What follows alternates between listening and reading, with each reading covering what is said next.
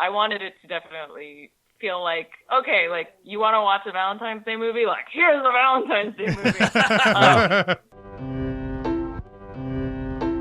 Welcome to SinCast, presented by Cinemasins.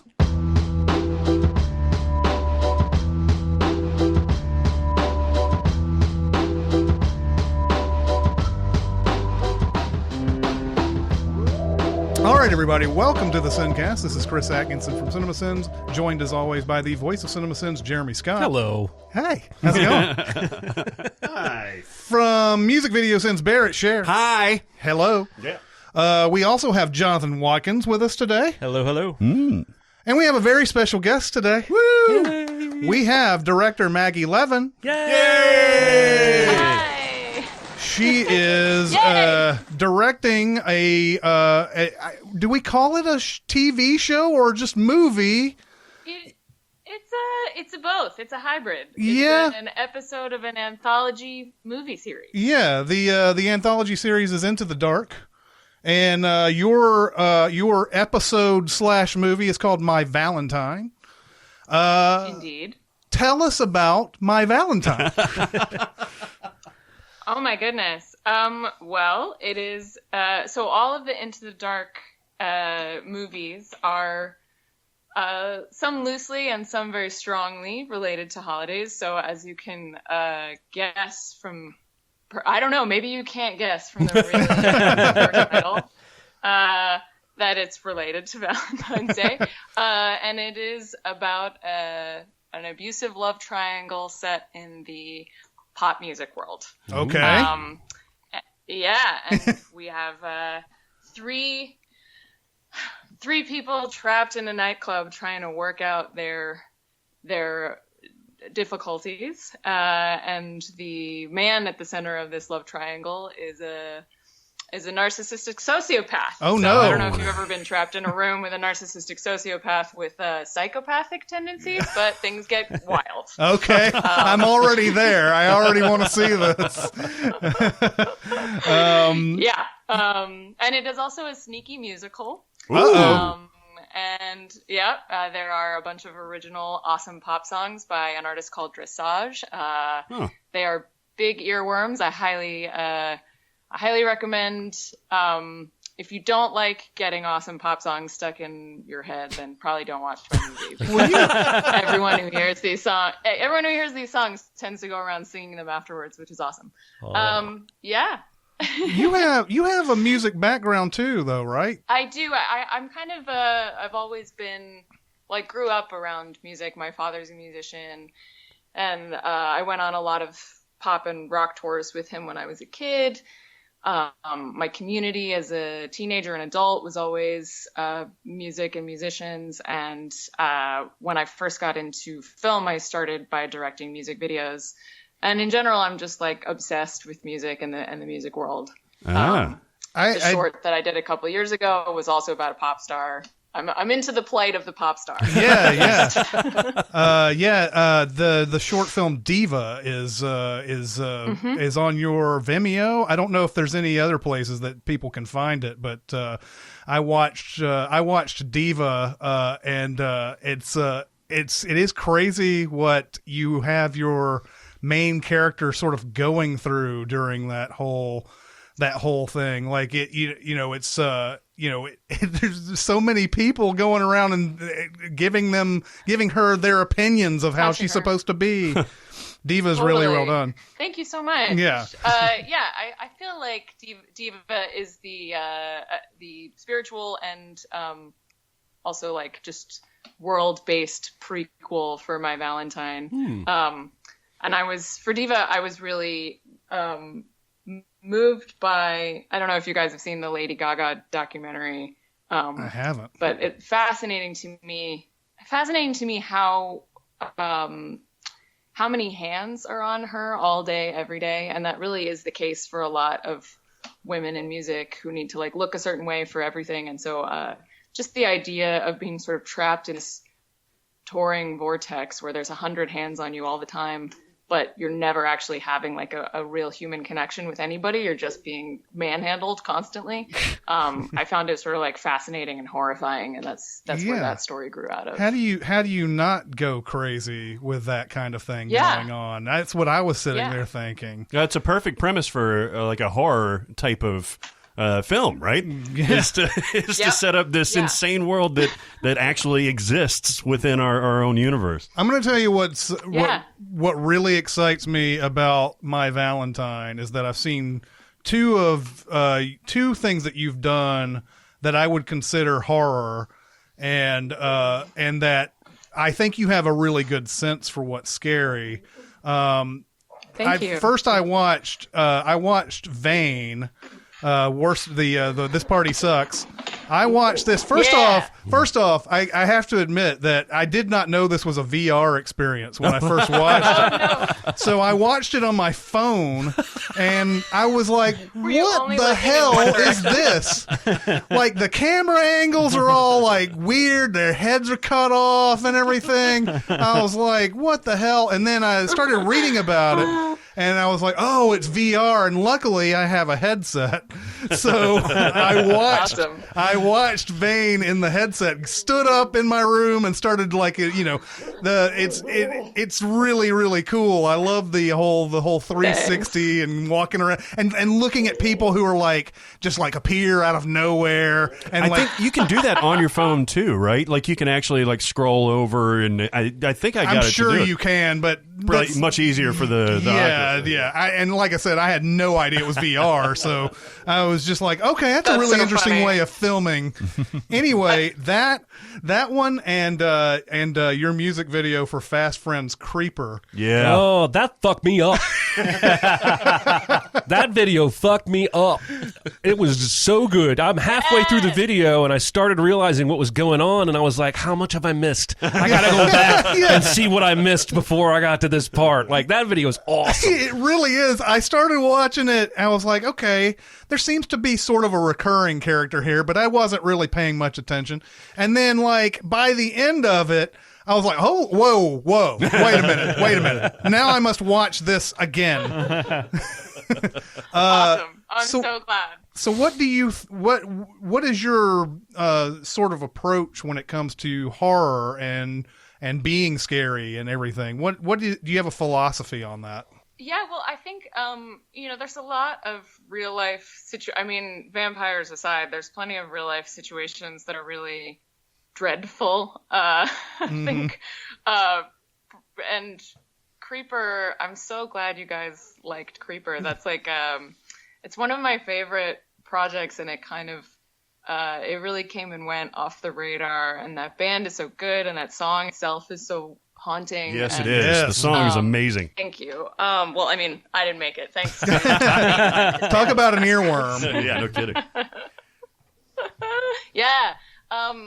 So, the band kind of came to me, and they wanted to do something about a stalker, and something, they really kind of came to me with that whole story in mind, or just an idea of a girl who has a stalker that she doesn't realize is there because she's so into her own face. And it really immediately conceptually like resonated with me, because like we do spend so much time sort of gazing into the eye of Sauron that is our phone. Especially it's so easy, and there have been a bunch of horror movies about it already, this idea of like how kind of accessible we all are to each other.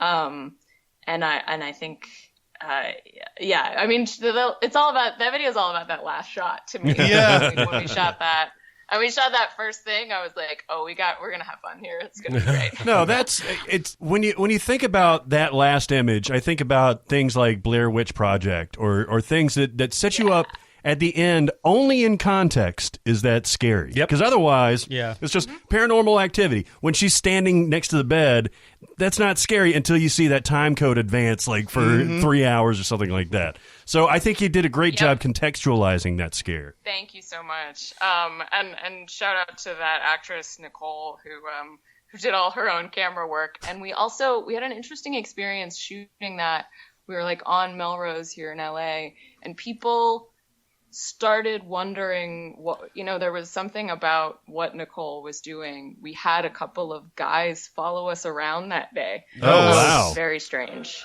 Yeah. There was something energetically about what was happening that made it seem like, oh, what's going on with her? Like, she got hit on like 3 or 4 times. It was very weird. Yeah. That's life imitating art. It's unfortunately not shocking. Yeah. For me, I think what I'm enjoying about working in the horror space is really getting to explore what frightens me and kind of like tease that apart into these sort of narrative fantastical scenarios. I obviously, between Vane and my Valentine, have a bit of a concern about dying in a nightclub, I guess. Yeah.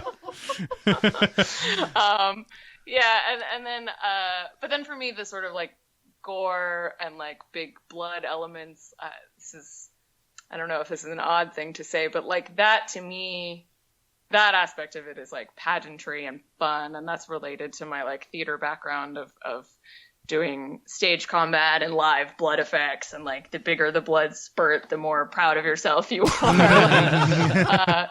So to me, I love gory stuff from kind of like a fun, almost like noir angle. Reading about my Valentine, though, speaking of stuff that's scary, it sounds like that's got some identity theft aspects to it.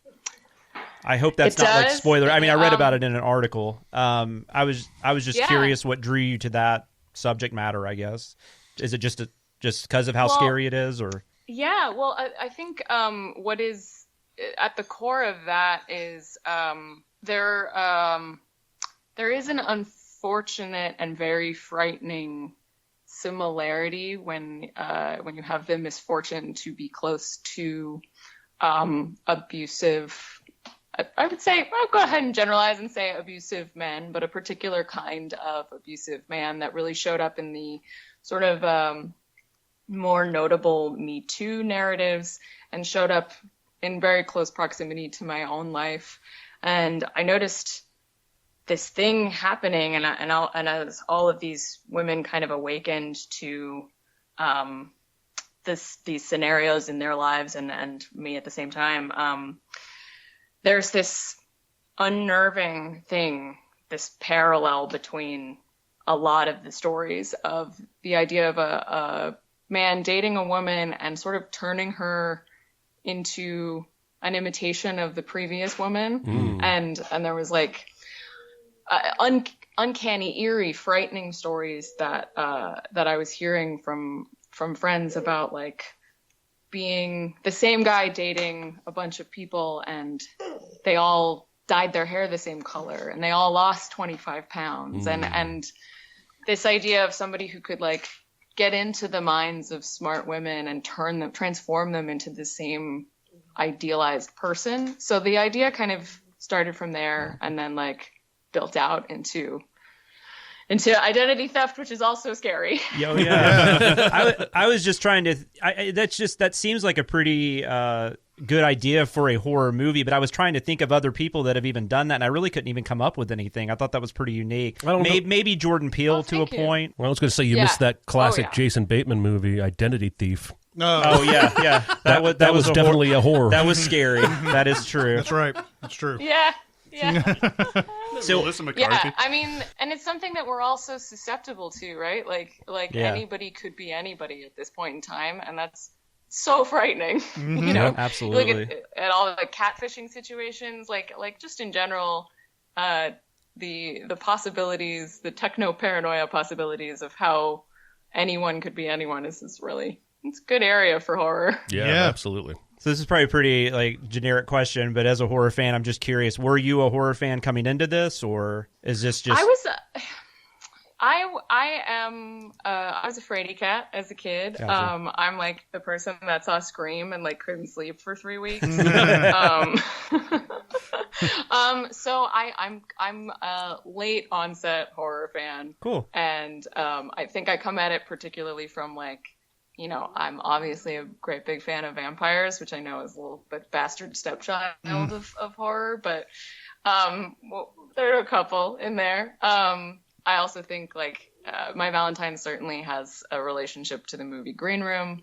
Very neat. And I think it's great to, now that I have worked in this space quite a few times. I also did a series called Swipe Right and Die for an app called Yarn, where we did it's kind of a slasher. But yeah, I like getting my horror education in the past couple of years as an adult has been wild. I feel like I'm kind of like diving in head first. Yeah. So what was it like?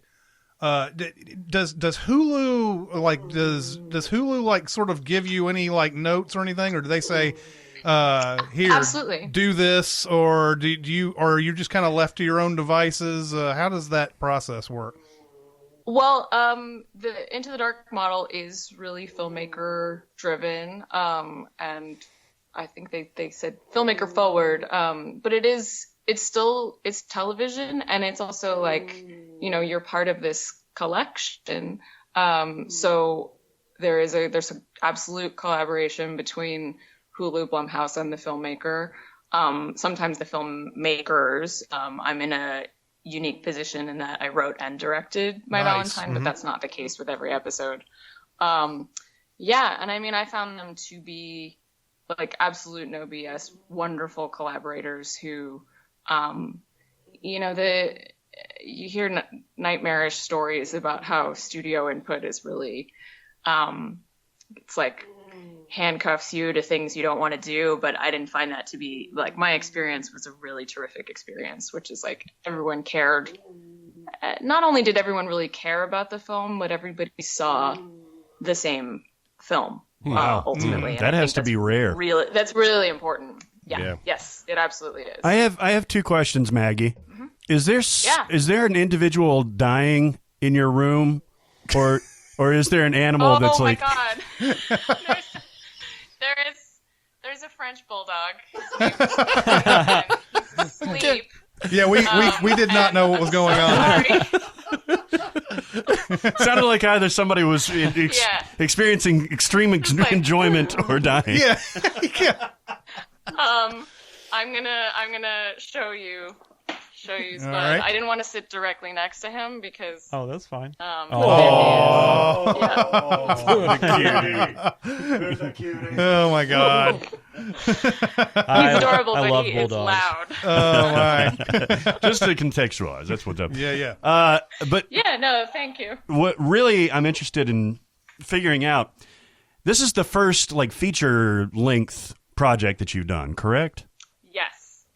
How big of a leap is that? Because obviously you've done a lot of different things and different media and things like that, but I assume there's just more of everything when you're making the jump into feature films, right? Yes. I think there couldn't have been a more ideal format in terms of me going from what I went my sort of career progression to this particular feature. And I knew that when I initially met with Blumhouse, it was about a different script of mine called Retrograde, and they kind of talked me through what their various models are, both in film and in television. And when it seemed like there might be a home for that script or for some project for us to do together in this series, I went home and watched a bunch of the films, and it was particularly the April episode from 2019 called "I'm Just Fucking with You." Sorry, can I? Yeah. Oh yeah, fuck away. Yeah, exactly. Asked in advance. So there was something to. So the format is very like you shoot for 16 days. It's very fast, and so it is really conducive to stories that are really contained and really like kind of like aggressive and utilize. I noticed what worked so well about I'm Just Fucking With You. I was like, this is all stuff that I know how to do from all of the various projects that I've done before, from Vane, from the music videos. I know how to work quickly, effectively in kind of specific fun areas. So I was really fortunate in that the plot of this movie and the kind of world that we're working in is this kind of music video reality. So I was like, I'm going to be able to pull from everything I've ever done before and kind of like kitchen sink it and make a full length movie out of like all of my strengths as a creator. Wow. And that is, like a miracle. Like what an amazing, fateful thing to have happen. And I think had it been kind of anything else, I would have been more daunted by the idea of doing something feature length. Excited, but daunted. But because we're working in the pop world, because it was pulling from all of these things that I know like the back of my hand, I was really, I just felt ready and excited and prepared to handle whatever fly by the seat of my pants, curveball, ducking and weaving I was going to have to do. Well, you certainly seem excited. Like it's palpable in the way that you are describing this experience and everything. There's nothing more exciting for me to see like other people getting that, passionate about the thing that they've just done and everything. And I can't wait to see this. And I hope you enjoy it. I really do. And I mean, I was just lucky from beginning to end in that the people that I worked with, the cast that we got, the cast particularly, I mean, they make this movie. It is contained and play-like a lot of times. It's a lot of like really heavy conversations, tense, threatening conversations between a couple of people. And if you don't have spectacular performers, like it would get not that interesting. These people are, and I know it's maybe weird to say this about your own movie, but I'm riveted by some of the performances in this movie. I'm in awe of what these actors can do. Awesome. There's one actor that I'm familiar with, and that's Britt Baron, who was on Glow. Yeah, she's great. And I really like her. I'm looking forward to seeing her in more stuff than I've only seen her in Glow. But name some other people in here that we may not know about that you're excited for everybody to see.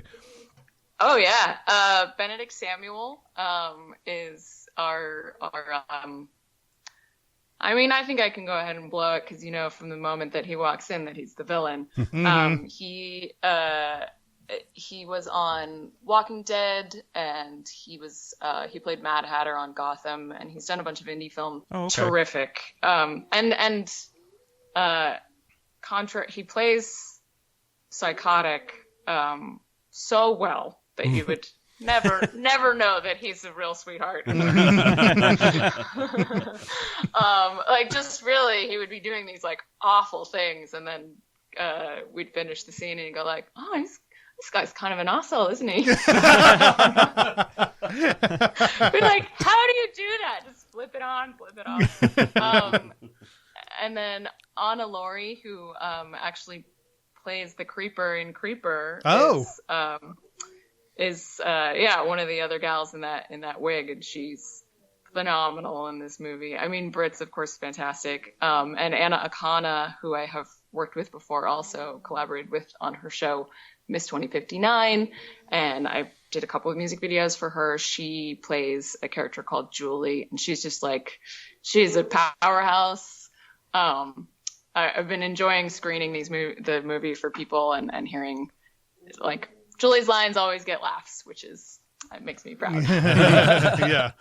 Well, I want to know, you said that there are some earworm original songs in this feature. Am I going to have to go out and hunt them down, or are they going to let you put out like a soundtrack to My Valentine?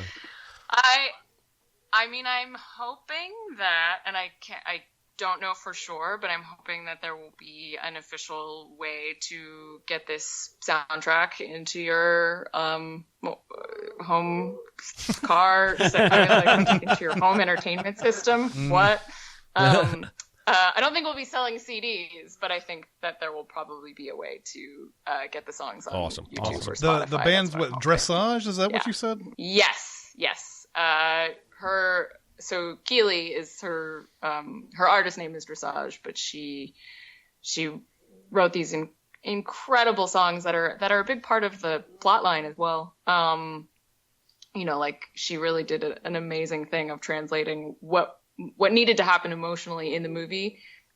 She kind of built that narrative out of the info that I gave her, but also made individually like highly listenable, like what feel like could be radio hit songs. So awesome. It's pretty cool. I bet that's really cool to see firsthand. Now you mentioned that your dad is in the music business. Yes. Oh, okay. Yeah, he's a bass player. Tony Levin. He plays for Peter Gabriel and King Crimson, among other artists. No big deal. No big deal. Just Peter Gabriel and King Crimson. That's all. You've probably seen him perform, then, right? I may have. I've seen King Crimson. Yeah. But King. Awesome. But King Crimson has been through so many iterations of band members. Has he been with them all along? So he's not in the original lineup. He joined in I think 1980. Wow. And then has been in various incarnations since. Yeah. And was he ever a part of that Project the bald 2? guy with the mustache. Oh, okay. Yep. He was in Project 2? A couple of those. Oh, okay. So I've definitely seen him before. That's awesome. Definitely seen him.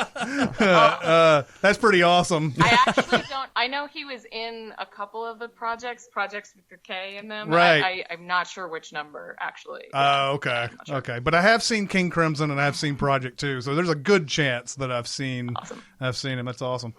Even though you've been around the music business, it sounds like for so long, it's got to be kind of miraculous to see, something like a creator create songs specifically for your project, and for those songs to be really, really good too. Oh yeah, it's sort of. There are two things that I think. I mean, there's a lot that's special about making a movie, even a short film. And I think two of the most sort of like take my breath away experiences that I've had have been both times when I walked onto the set of something that I wrote or had a hand in writing, of going like looking around and going like, real people built this thing that I like made up in my like dumb little head. Everyone came here and put this I can't believe this. Like, did I trick somebody? And then the other experience was really the first demos that I got from Dressage for this movie. I was like, I can't believe what you've done here. Like, I knew her socially. I knew she was really talented singer and songwriter, but I had no idea the level that she would go to just like knock this out of the park. That's so awesome. If you have any desire to make some more horror musicals, though, you have my full support. I think horror and music work so well together. I just recently actually got introduced to Anna and the Apocalypse, and yes, yeah, I love that movie. it's just it goes together so well. We need more of it. Yeah. And you even think about like how intrinsically connected songs are to just in movies. How, I mean, like I'm thinking particularly of American Psycho, like how essential that Huey Lewis song is. To, absolutely, they go together. Yeah, absolutely. There was a couple other things that I wanted to bring up. I also saw the thing that you wrote and starred in called Lovesick. Oh God, I'm so sorry. The acting. It was fun though, because at this point I'm already on board, right? I've seen all the stuff that I can possibly see, and then it's like, oh wow, she's acting too and everything. But what was that? Okay, you seem embarrassed by it, which is fine. I understand it. But like, no, I mean it's on my Vimeo. Like, what I should remember that I've left that. But what was the experience like doing that? Where you were not the director on that, right? You wrote and you acted in. Right.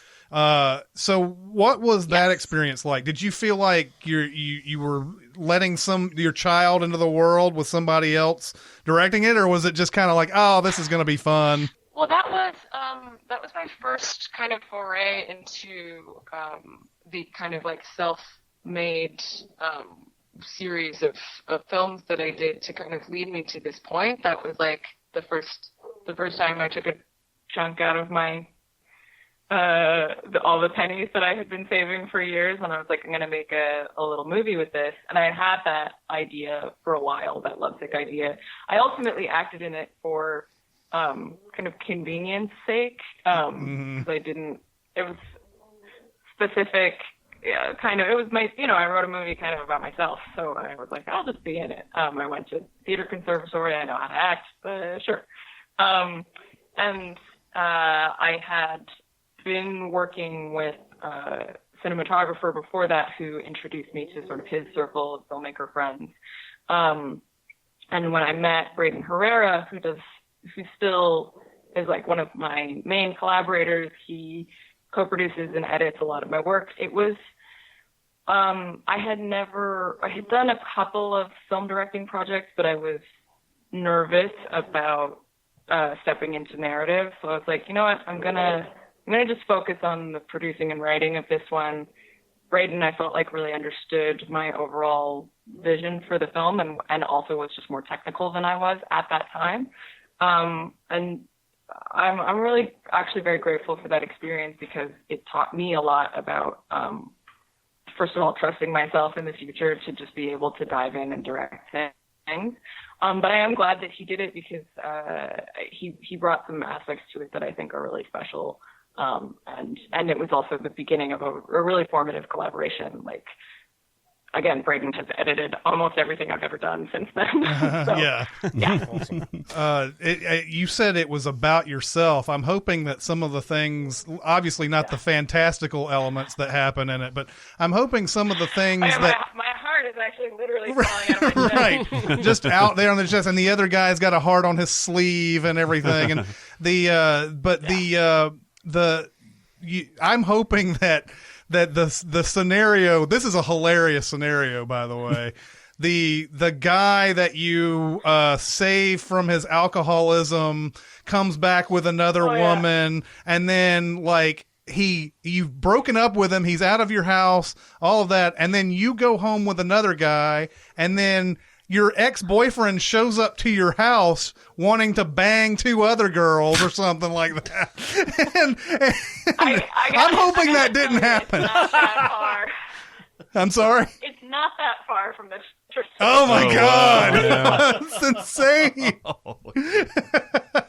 Yeah, I think I'd like to say something about blah, blah, blah, people in their 20s, bad decisions, but I'm like, I don't know. I think I've known a lot of really impressively unself-aware male persons. Wow. Oh, my God. Well, thanks for sharing that anyway. Sorry. Okay, so you have an episode. It's Into the Dark. It's My Valentine. It comes out February 7th? Yes. Yep. February 7th on Hulu. On Hulu. Wow. And I can't wait to see it. I'm marking my calendar now. I'm going to definitely watch this. Well, just going back to the End of the Dark, because you mentioned earlier about how some of the episodes don't even really have much to do with the holiday. I've seen several of them. I know what you're talking about. I mean, the last Valentine's one, I believe, was two people trapped in an elevator, if I remember correctly.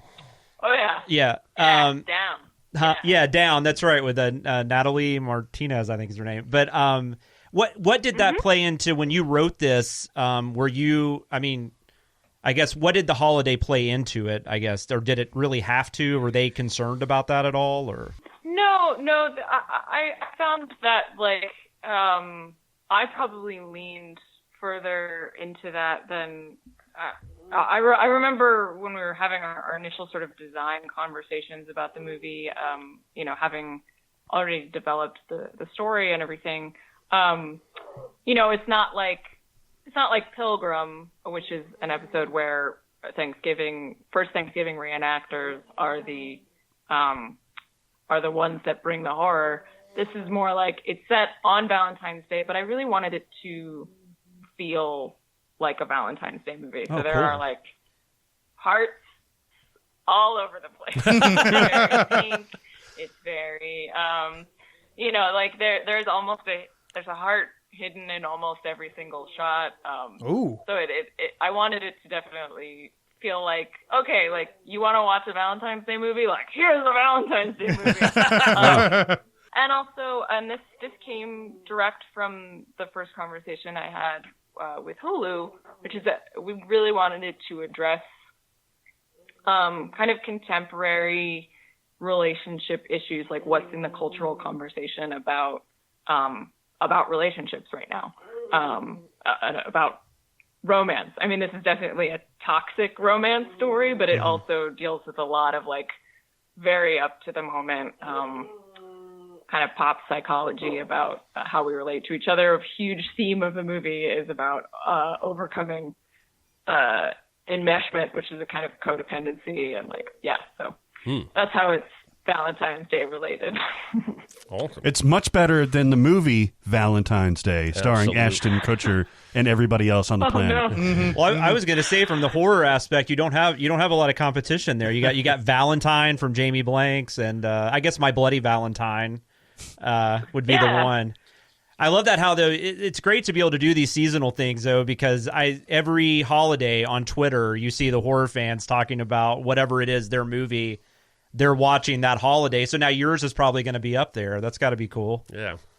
It's fun. I mean, and I love the ones in the Into the Dark series that are really, really connected to their holidays. Yeah. I love, like I said, I love I'm Just Fucking With You as a April Fool's prank movie, and also a movie about like the inner life of internet trolls, and then like the last episode that came out in the series called Midnight Kiss, which is a queer slasher on New Year's Eve. I think like genius idea and really fun. I thought so too. And if you're like looking for a New Year's movie, like perfect. Yeah. Well, I want to ask, what's next? What have you worked on that's coming after My Valentine, or what are you about to start working on that we can keep an eye out for? I have a science fiction post-apocalyptic movie that is hopefully one of the next feature-length projects that I'm working on. As it goes, like you never know until way down the line what's gonna definitely come out. Yep. I have a couple of other music video projects that I'm involved in, and then a lot of feature work that is percolating. So hopefully you'll be seeing more projects from me very sooner rather than later. Awesome.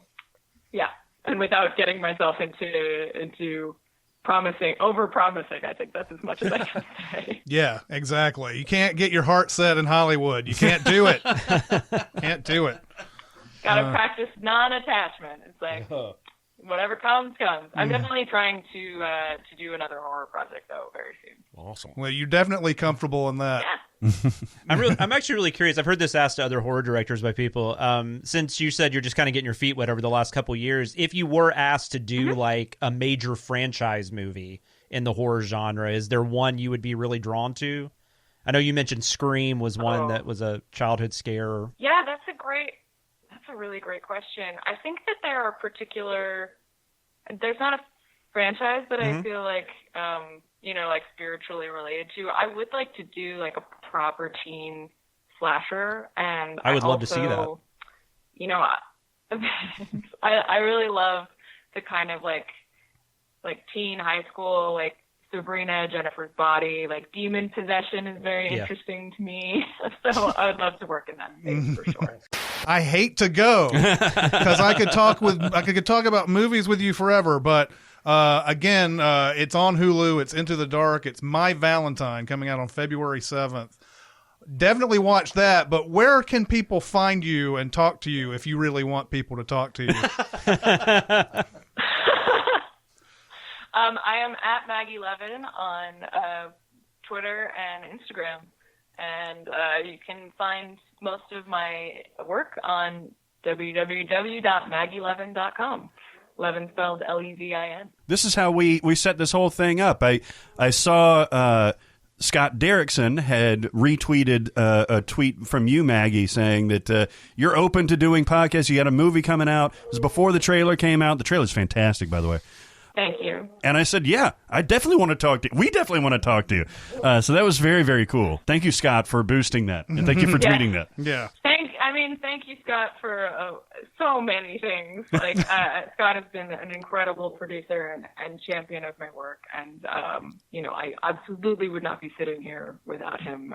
And so I think, and also just having his blessing and guidance from him and from Cargill on this film has been it's been incredible. Awesome.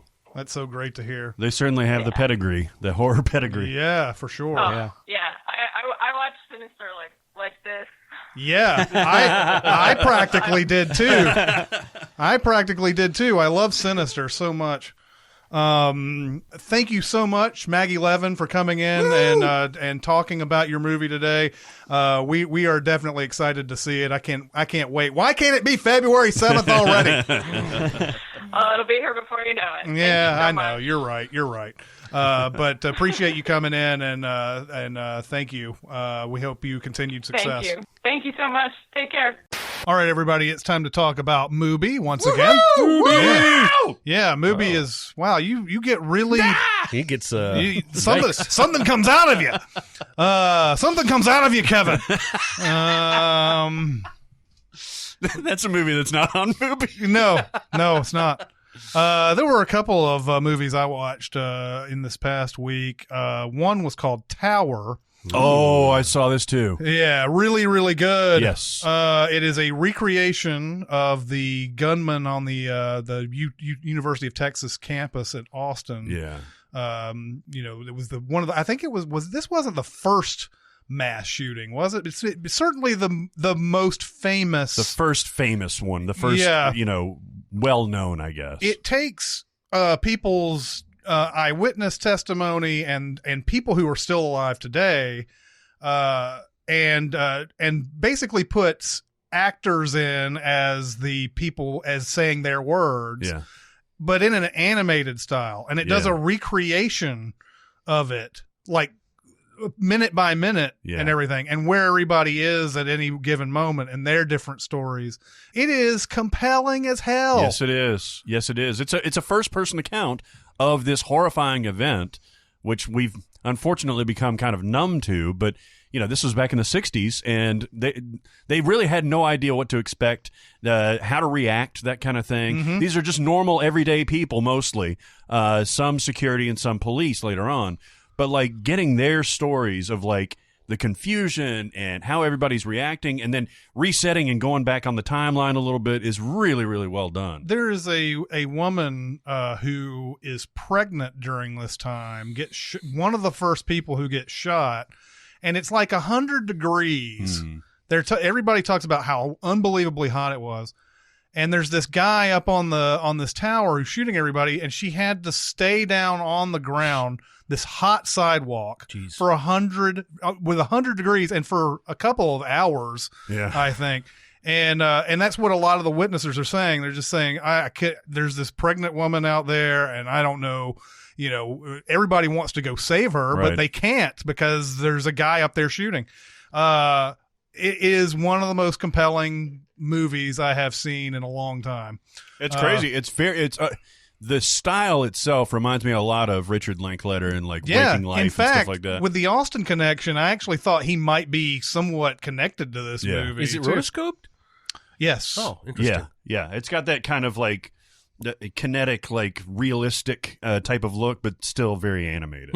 Yeah. I'm super intrigued. Yeah, it's that's awesome. I would get Mubi just for this. Yeah. And then there is another movie that I watched called The Nun, not the horrible Conjuring universe The Nun. This is Anna Karina?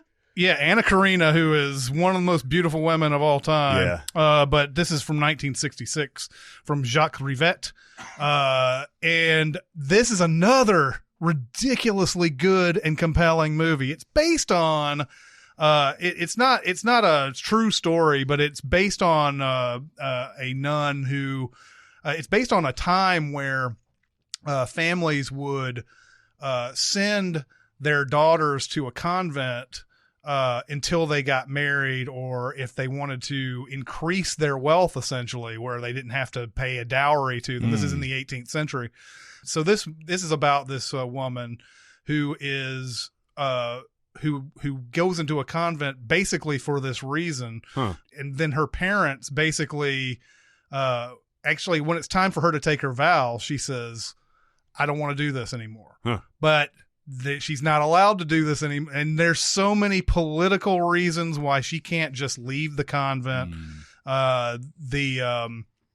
So she has to stay in these things. She has to stay in this one convent, and she basically like, look, I don't have a calling. I'm not here for, I don't have a vocation. I don't have anything that would keep me in this. And you realize that the people who run the convents at this time aren't really, they're fake people of God, essentially. They pretend, but they'll lie when they have to. They will do anything. And she goes to 2 different convents and has to deal with all sorts of unholy crap during this whole thing. And I sat there for a bit, and I wasn't quite grasping the story right away. But once I got into it, I was just mesmerized. And then I went back and watched the first 30, 45 minutes again, just to so that I could have a full knowledge of what happened and everything. The Nun is fantastic. Wow. That's 2 strong recommends. Yeah. So if I'm listening at home, I'm bored. Yeah. I'd like to watch a movie. Sure. Chris makes them sound awesome. How do I do this? Where do I go? You go to Mubi.com/Cinemasins. Mubi, M-U-B-I. MUBI.com/Cinemasins. Awesome. And what do they get? They get 30 days free. You get 30 days free. 30 days so free. They could come on and watch these 2 movies without paying a dime. Correct. And then those movies are so awesome, they're going to stick around and want to keep being a monthly member. Absolutely. Yeah. And it's a good price, dude. This is like the streaming service that you want to have. This is a curated streaming service. This is stuff like Chris isn't going to be watching The Nun, the other Nun, if it weren't for Mubi. He's not going to be watching Tower. I'm not going to be watching Tower if it weren't presented to me on this service. They have movie nerds, and I say that with all love and respect. They're movie nerds that know good cinema, and they put it in front of you. 30, there's always 30 at a time. And if you sign up with Mubi.com/Cinemasins, you get 30 of those days free. You can watch 60 movies. They're all going to be awesome. They're all going to be interesting. I don't know why I'm getting so animated about this, but God damn it. You're filled with the Holy Spirit of Mubi. I mean, every time I watch some movies on Mubi, I'm armed and ready with all right, I got to tell you guys about these or whatever. This particular week in general was one of the best times I've ever watched Mubi. Wow. Because these 2 movies that I watched. And there's so many more that I haven't seen. Yeah. I would recommend, there's a documentary right now on there about Cristo. The floating piers, the guy who does these big environmental installations. You would like this too. That guy is such an irascible dick. It is mesmerizing to watch. Awesome. He's just, everything is just a whole production. And he's like, he shows some early plans to like a Skype thing, and he's like, this is a horror story. This is a horror story. Anyway, pull the strings. Anyway, go to Mubi.com/Cinemasins. 30 days free. We love it. We love it. It's awesome. You want to do some questions? Let's do some questions. Question. I got something to say. I want the truth. I am listening. It's a very international question pile today, which is very, very cool. Okay, for the first one, greetings from the UK. I'm not going to do the accent. Yeah, thank you. I used to be able to do a good British accent. I don't know what happened to me. Well, Even though you started doing this where it's a little bit more hammy, and you know that you're projecting to an audience, and that's what happens to your accent. That's what happens. Like you can go around your house and do a great fucking accent, right? Yep. But when it comes to this, man, you're projecting to people. It's like when change you sing your way. it's like my wife says in the car by herself, she's Mariah Carey, singing. And it just happens. I got a sub question about that. Like, why do we hammer on people that live in the UK, Americans that live in the UK, for adopting their accent?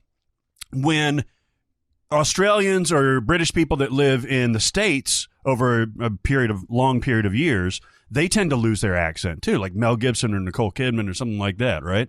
So why do we hammer on Madonna for adopting a British accent? Well, or Gwyneth Paltrow? Because or Madonna's stupid. Yeah, that's true.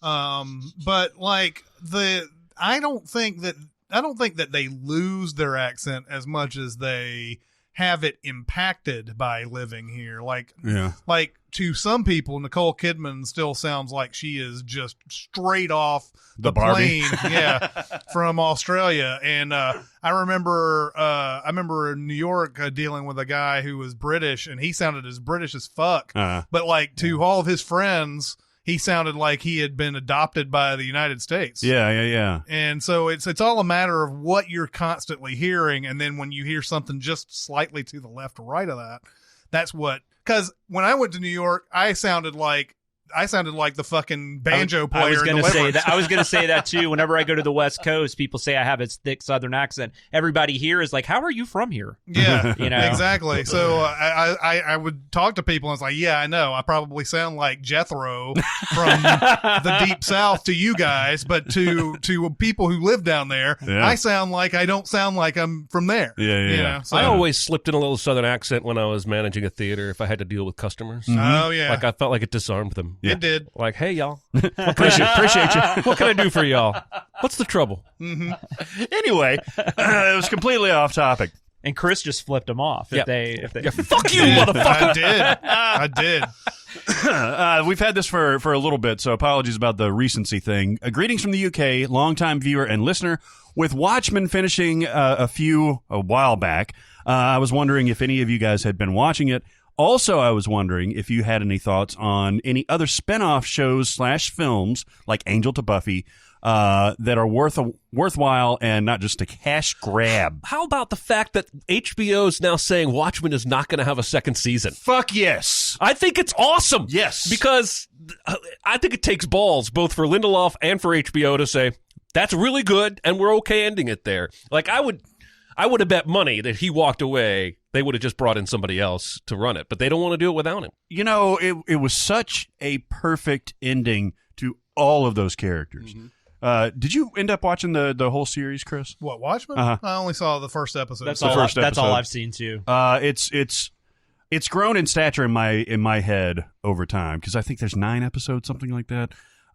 Just the way that that last episode is such a great coda and period at the same time. It's a weird thing to say, but it acts essentially like a movie.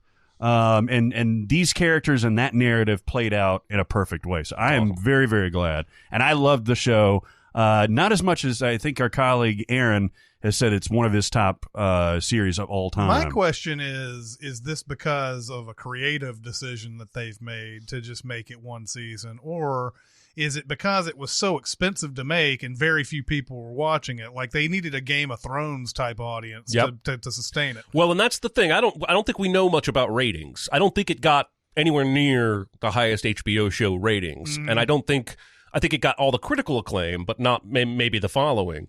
So yeah, I don't know. But what I did see a funny tweet about the irony of deciding not to do a season 2 of Watchmen when the creator doesn't want to, when Alan Moore was fucked over on this property like 6 different ways. Yeah. But it is what it is. So we're talking about spinoffs. Other Buffy type, Angel type spinoffs. Mm-hmm.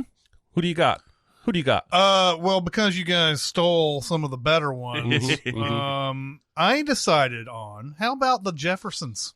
Ooh. I love that. Okay, choice. What was the source? Is it All in the Family? All in the Family. All in the Family had like 5 spinoffs, I think. It had a something bunch. crazy. Yeah. Who were was it the Jeffersons themselves that were characters on? They were neighbors? Yeah, they were neighbors or something, and they appeared on maybe 1 or 2 episodes of All in the Family. I can't remember. Huh.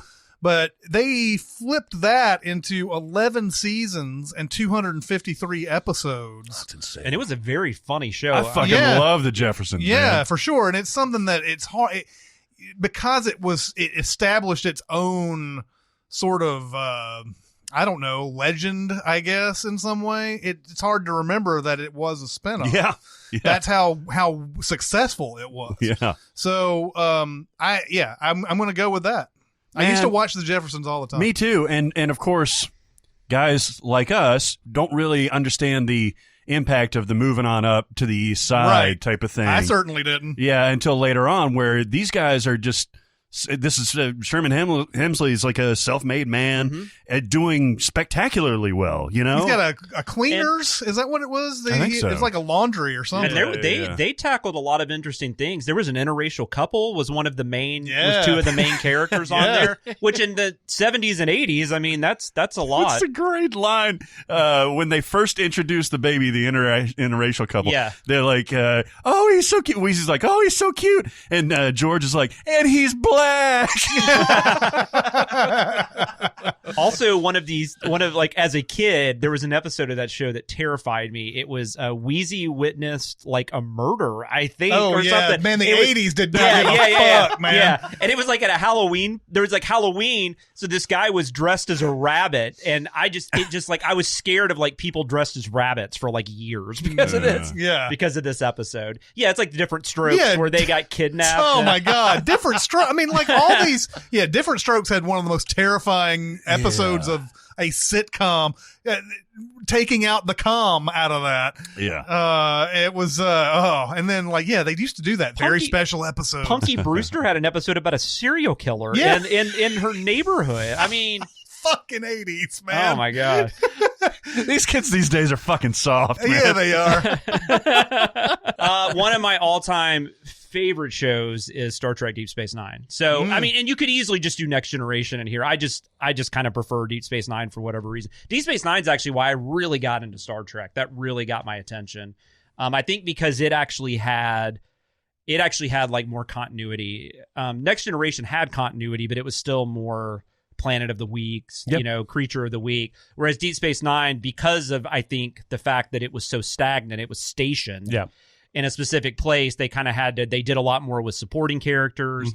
And then eventually they created, did you watch Deep Space Nine? Oh, I watched all of it. Yeah, eventually they created this whole war with the Dominion and the Changelings and all that fun stuff. So I that's my favorite Star Trek. But they're not on a ship; they're in a station. Yeah. Now they did go places sometimes. They were like by a wormhole, and then on the other side of the wormhole was a race called the Dominion. Well, it was a bunch of races. They made up this thing called the Dominion, I guess. And they had the last 3 seasons probably is that war. Huh. It's I never watched an episode of Deep Space. Who's the captain in Deep Space? Benjamin Sisto. Yeah, Avery Brooks played him. We were talking about Spencer for Hire earlier. He played Hawk on Spencer for Hire. Oh yeah, and he's a really interesting guy. He's really fun to watch interviews with because he's one of those guys that asks himself questions as he talks. So he's just like, "What am I going to say? This? Yes, maybe I will. What? No." But Renee Aubergenois was on there, who from Benson, who recently passed away. Armin Shimmerman, the only Ferengi that I didn't want to shoot. Wasn't Benson a spinoff? Benson was a spinoff of Soap. Okay. Oh wow! Wow. Good cut. Yeah, got some deep knowledge in the room. It just doesn't rest in my brain. Yeah, because he was he was a butler or something on Soap. I can't remember. And then he somehow I don't know how he got involved in the political arena, but yeah, it was a spinoff of Soap. Nice. The governor's butler. But Deep Space. The governor's butler. Deep Space Nine was a pretty easy answer for me. Obviously, Frasier is the greatest spinoff ever made. Is it better than Cheers? Hands down.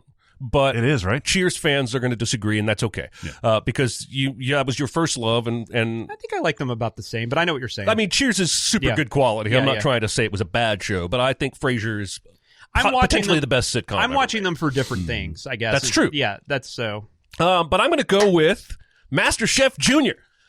Tiny Chefs. Oh, that's a good pick. To the point where I can almost not watch adult Master Chef anymore. I can't. Because the kids... Master Chef After Dark.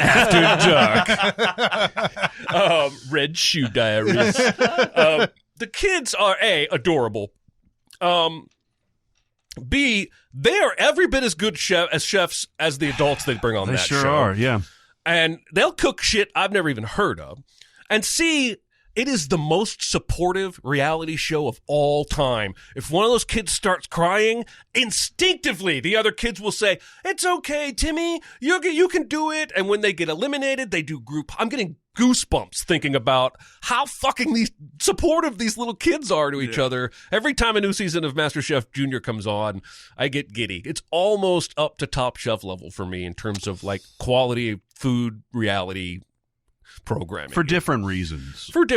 Like the adult version of MasterChef is much more competitive. Yeah. And if you get a chance to have an advantage or screw over your competitor, like Survivor, they'll do it. They want to win. The kids are just having a good time, man. They want to win, but they're just having a good time. God, and it shows. I love that fucking show. Cried like a fucking baby just about every time that I watch that show. Yeah. I can't take it, man. There I was can't one take guy it. I who get all like screwy face and all that stuff. One kid who dropped everything right at his station like 2 minutes before the buzzer, and he just stood there and slowly melted into a puddle, and all the other kids were like, "It's okay." And I was just like, "Oh, yeah." Just because I don't watch these shows, it's just insane to me how huge the reality cooking show arena is. It's crazy. Yeah, there's dozens of them. I don't get it, but I appreciate it. It's all right. I respect it. No, I don't like Deep Space Nine, but I respect it. There you go. Yeah, and some of them are shooting for the quality of Top Chef. Some of them just don't care. But there's rarely a really good upper echelon food reality like show. Hell's Kitchen is not about cooking. It's about watching him scream at people. No. So they don't even bring in great cooks to be contestants on this show. They bring in people who are going to fuck up a lot so he can call him a donkey. Whereas MasterChef originally started as, okay, the best non-professional chef. So home cook is what they call it. I don't know how you measure that. You ever had a job cooking? No? Okay, Right. you count. Yeah. But then they brought out the kids, man. The kids are, even on Top Chef, they will fuck each other over to win. So are these kids that don't know how to cook when they come on there? No, or are these are 8-year-olds that could make a souffle in your kitchen with what you have on hand before they right come now. on the show. Yes. So how does that even happen? Because they grow up watching Top Chef and MasterChef, and there's this I whole guess wave so, of kids. yeah. Just like fucking soccer is now popular with like everyone under 20 in America. Yeah. Every other kid under 20 knows how to cook a souffle because they fucking watch all these shows. Yeah. I'm pretty sure my daughter does not know how to cook. No, but it's all kids that That's got crazy. obsessed with cooking or cooking shows. I might early. like this one. This sounds interesting. It's really adorable. It's man. I'm gonna have to get my daughter to watch it with me. Yeah. While you're playing games. Yep. I'm going to shout out Better Call Saul because it's got the upcoming season coming up, and upcoming is coming up, and I'm excited about it. I think it's losing steam, but those first 2 seasons slapped me in my dick, and it was awesome.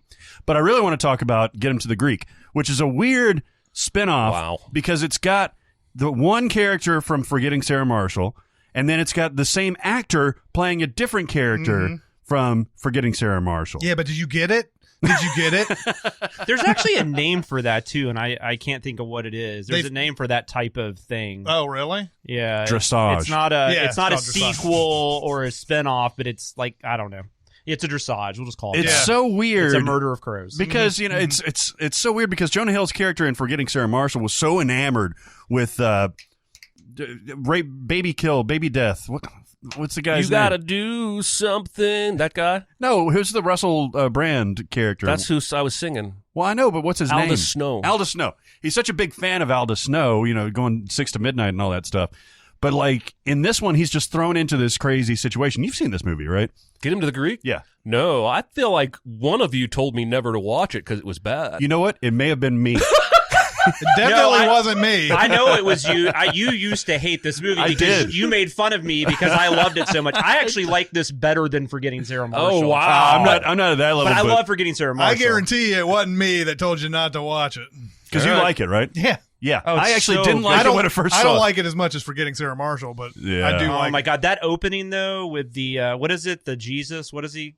The African African Child. African yeah. Child. Yeah. Oh my god. Yeah. All the music in this is hilarious. The sight of P. Diddy chasing after Russell Brand and Jonah Hill going, I'm a mind fuck you. I'm a mind fuck you. It's just the greatest thing ever. All right. Calm This is- Meanie plays his dad. Yeah, oh my he's God. awesome. This is a big recommend. It took me a while to get there. Rose Byrne is fantastic. Sneaky, brilliant comedic actress. Is Rose Byrne. When they're just sitting there realizing what they're doing with that threesome. Oh, And yeah. then it just fans over and like Jonah Hill just like has no pants on. That's brilliant.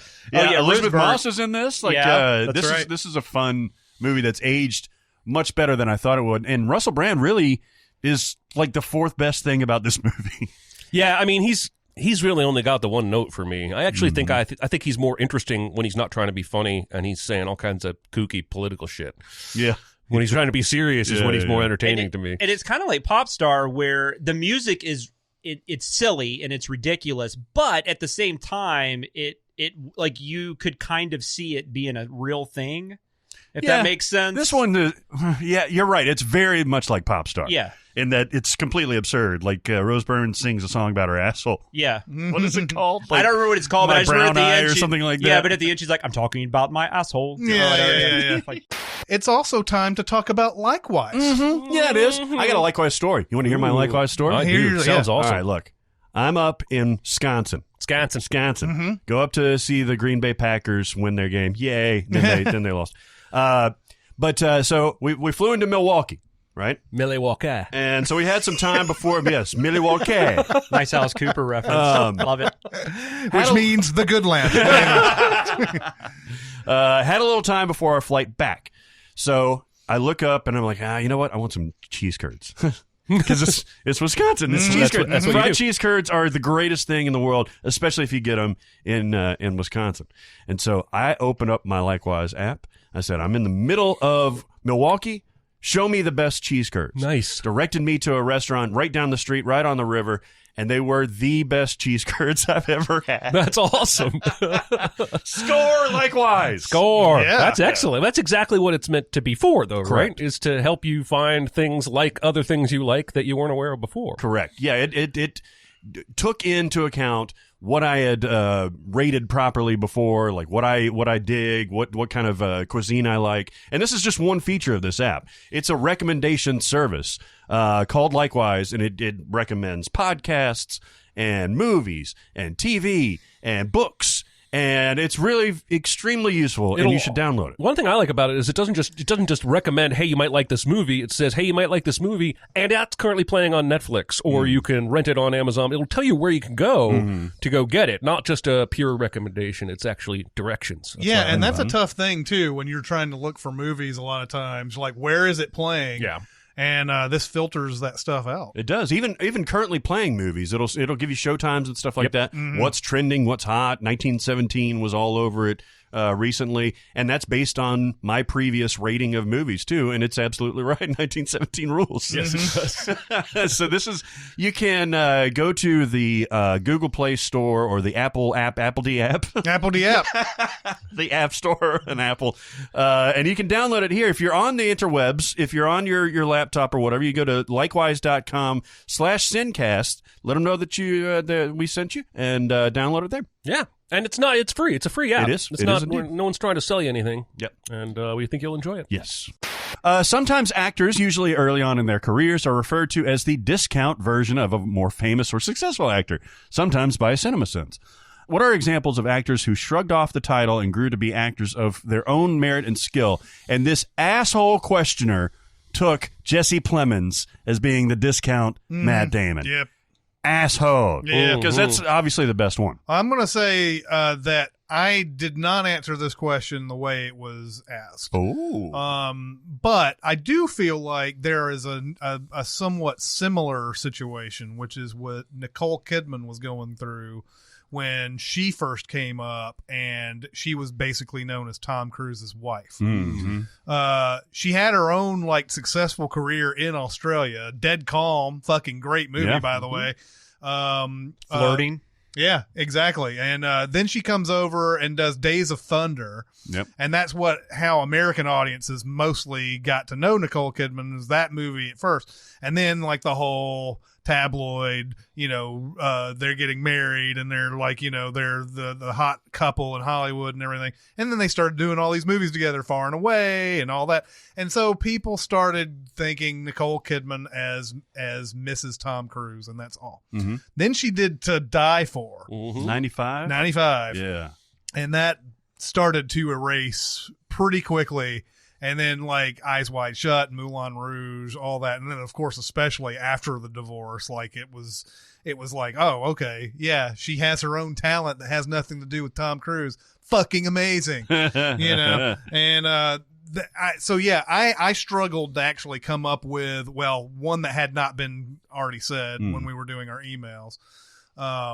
and then and one that fit all the parameters of that question. So that's how I choose to answer. I like it. I rewatched To Die For recently. That movie is so fucking good. Oh, it's great. And Joaquin Phoenix, baby. I wonder if that might even be my favorite Van Sant movie. I don't know, but yeah. And then that final shot of Ileana Douglas ice skating. Yeah, that's one of my favorite awesome. last shots. Just a random David Cronenberg shows up at the end. He likes to do that, like in Jason X and To Die For. Just kind of just shows up. David Cronenberg is totally in Jason X. I'm not making that up. Yeah. Okay. I've never seen Jason X. They were shooting in Canada. I guess he was close by. Might be Dan Hidaya's best performance too. I mean, I love Blood Simple, so that's true. But but it's up there for sure. Mm-hmm. I go with Ryan Reynolds. When Ryan Reynolds first hit the scene, Two Guys, a Girl, and a Pizza Place. Yeah. And then Van Wilder. He was very much doing a Jim Carrey impression. Mm-hmm. And he's Canadian and all that. Yeah. First off, I know you said Ryan Reynolds, but I heard Ryan Gosling, and then you said Two Guys, a Girl, and a Pizza Place. Was he in that? In fact, my buddy Josh, and I used to say he's already typecast as a Jim Carrey clone. And therefore, he's probably not going to have much of a career. Of course, we were wrong, and largely because he grew out of that. But if you go back now and watch those episodes, or even Van Wilder, he's very much doing the kind of Jim Carrey comedy that Jim Carrey was famous with, all the facial and the hey and the what. And he was just doing Jim Carrey, and now he's grown beyond that, and he's got his own thing, and I'm very happy about it. I never got that. I said because I never saw two guys, a girl, in a pizza place. My entry was Van Wilder. And I thought he was doing more of like almost a Chevy Chase type of thing, like omniscient narrator and the guy who knows how to do everything. But hearing you say that so many times is making me want to recontextualize. Well, if you watch, I think for me, I see it in Van Wilder because I watched, I think, every episode of that sitcom. Is that a good show? It was a funny show. Tay Leone on that? It was Suzanne Cryer. There you go. And then Firefly. Nathan Fillion was on it. That sounds like a good show. It was, it was good. It was pretty funny. Huh. I think Nathan Fillion was on that as her boyfriend, right? I think so. I can't remember. And then the other guy, the other of the two guys, was another nerdy-looking guy who is gone. Yeah, I never watched. I never saw. I'm like you. I never saw. You had Trailer Howard, Ryan Reynolds, Richard Ruccolo, Suzanne Cryer, Nathan Fillion. Jennifer Westfeldt, who went on to do Kissing Jessica Stein. Oh, yes. She was with Don Draper. She was with John Hamm for a long time. Yeah. Tiffany Thiessen. He basically is Don Draper. Yeah, Tiffany Thiessen was on it? Yeah, David Ogden Stiers was on it. Well, I don't know. I can't tell if anybody else like you would really know was on that show regularly anyway. But I watched it. I think until it went off the air. It didn't 81 episodes. Yeah, it didn't run for like 10 years or anything. Well, I think that was a time slot one too. They kept moving it around. Nobody knew where it was. It was like, well, they changed it to Two Guys and a Girl because they thought the pizza place was throwing people off. Trailer Howard was on in that Me, Myself, and Irene. She's the wife. That's who I was thinking was. I thought that was Tay Leone for some reason. Probably because I'm stupid. That's she's the wife of Jim Carrey in that leaves. Oh, really? Yeah. Can I tell you my introduction to Ryan Reynolds, though? It was before that. It was in a Canadian soap opera that they showed on Nickelodeon called 15. I watched that with my younger sister. Nice. Every goddamn episode I saw. Nice. That. And I think there was like one other person on that show that I remember that actually had somewhat of a career, but no one like him. But was seeing him do like Van Wilder and seeing him on Two Girls and a Guy. I was like, is that the guy from 15? Like that was a really weird thing to see for me. So mine is a little bit weird, and I don't know if everybody knows who this is, but Jimmy Simpson, who's been on USS Callister episode of Black Mirror. He was on House of Cards as like a hacker dude. Always Sunny in Philadelphia. Played a serial killer on Psych. Yeah, he's been in a million things, and you know this guy when you see him. I always thought he was a very discount Christian Slater. Like he had the same look, the same kind of like head shape and all that stuff, and he had kind of like the same voice. Mm-hmm. Now, people used to say that Christian Slater was kind of the discount Jack Nicholson because of that voice. Yep. But I always thought that Jimmy Simpson was kind of in that ballpark, and you can make kind of a declaration that he's had a better career over the course of his career, because Christian Slater started off nuclear, but were his movies, like, besides Pump Up the Volume, like, were his movies really all that good? Cuffs, Gleaming the Cube, you know? Yeah, I mean, he made his name through stuff like Bed of Roses and he was on Westworld. Jimmy Simpson? Yes, he was. He was in the first. I was trying to figure out who you were fact, talking about. There was a time there where if you were watching pretty much everything that was going on, you'd see him in Westworld. He was on what's the fucking Kevin Spacey? Oh, House of Cards. House of Cards. You saw him on that. And I think he played very similar characters on Westworld and House of Cards too. And then you had the Callister episode came out, and it was like he was just in everything at that point. And he's really, really good in just about everything that I've seen him in. I'd like to see him in more movies. He's been in a few, but I think he could actually carry it. This wouldn't be discount because they're probably close to the same age, but I always got him confused with Michael Weston, the act. You know what I'm talking about? I'm gonna have to look him up because I know the name. I just because I always remember the name because it's the character Jeffrey Donovan plays in Burn Notice. He was on House. He had like a small role in House where he was a private eye that House hired. Right. I always got the two of them confused for some reason. Yeah. And also, and who's the dude in The Collector? That's another one I get confused. Like they all three just kind of go together for me. Looking up that. While you're doing that, I did a joke answer for this because Bad Boys 2 has the Spanish Cuban guy or the Cuban drug lord is the discount Cuban Scott Stapp. Yeah. And what's funny about that, because he looks exactly like Scott Stapp from Creed.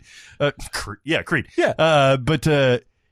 Josh Stewart. But also, like, I looked it up, and this guy is a Spanish actor, and he's like hot shit. Like, he's a philanthropist, and like he's super well respected, and he's in fucking Bad Boys 2. You know what's weird about that villain. is the main villain in Bad Boys for Life is, I can't remember her name, but she is also a Spanish actress, and she's like in a bunch of telenovelas and stuff over there. Like she's really famous over there, and she's a much better villain. She's the witch, I guess. Although that's kind of a spoiler. The Witch's Tower.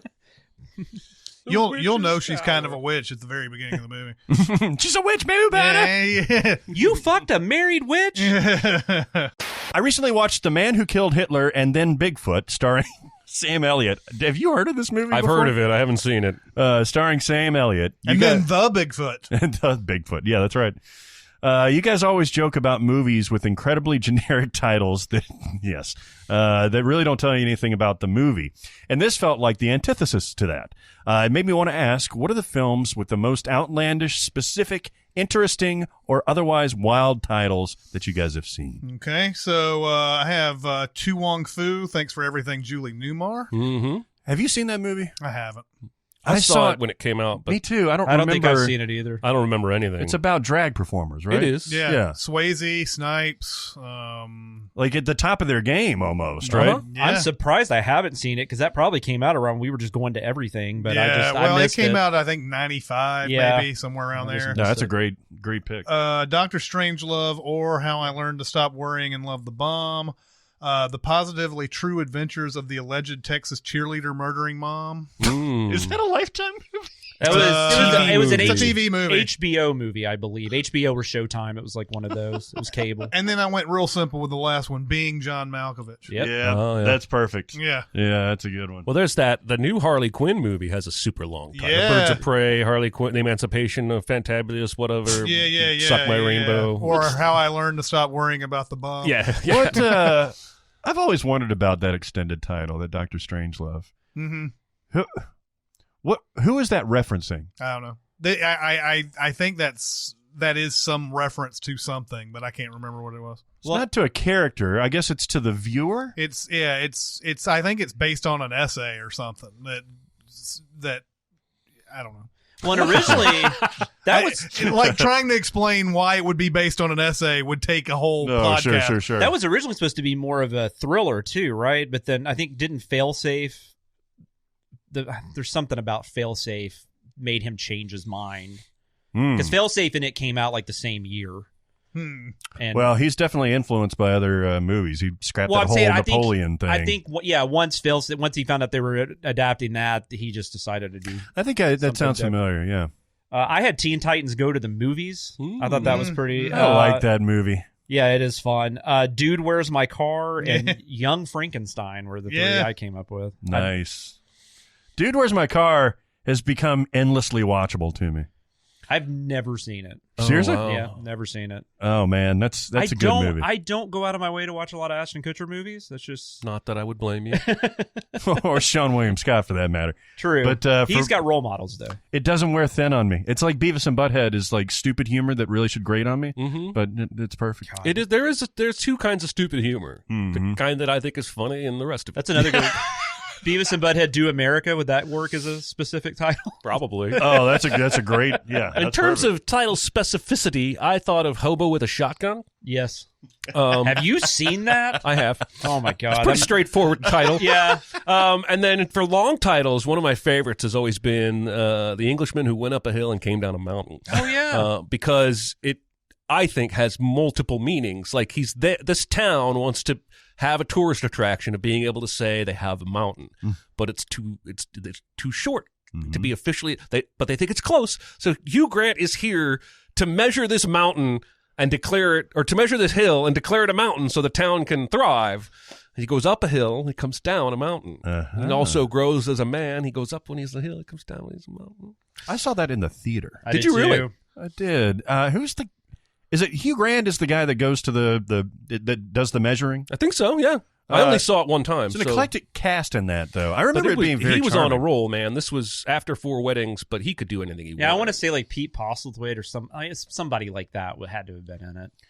I don't know. I've seen it the one time in the theater. I remember that being one of those times where I still was stupid enough to think that, like, because he had just done 4 weddings and a funeral. So I'm like, oh, Hugh Grant's in this. It must be amazing. And it was not. I'm and excited then 9 months. for the new phase of Hugh Grant's career, because I saw Paddington 2 again the other night, and that scene where he's in with all of his costumes and he's doing all the different voices and all that stuff, like it kind of reminds you that he's got a lot more range than well, maybe and we give he him credit. gave an interview recently because he's a very political guy, and Paddington 2 has ruined his political activism because he was going canvassing door to door with. He had several politicians running for office he was supporting. He jokes that none of them won. But he was going door to door, and kids were afraid of him because they thought he was the villain from Paddington 2. And so he couldn't even get to, here's the candidate I want to endorse, because they were scared of him. So he kind of had like what's the guy in Die Hard that always gets like Die Hard and Ghostbusters that he can't walk down New York streets? Oh, William people? Atherton. Yeah. Oh, yeah. Speaking of which, The Englishman Who Went Up a Hill but Down a Mountain did not have Pete Postlethwaite. Had discount Pete Postlethwaite, Calm Meanie. Oh. Tara Fitzgerald. Do you remember her? Mm-hmm. Yeah. She's in Sirens. Yeah, she was in like there was like a 3-year period where she was in all these British movies. Yeah. I looked up. I didn't see why they called it what they did, but it sounds like Kubrick just wanted to do something insane with Dr. Strangelove.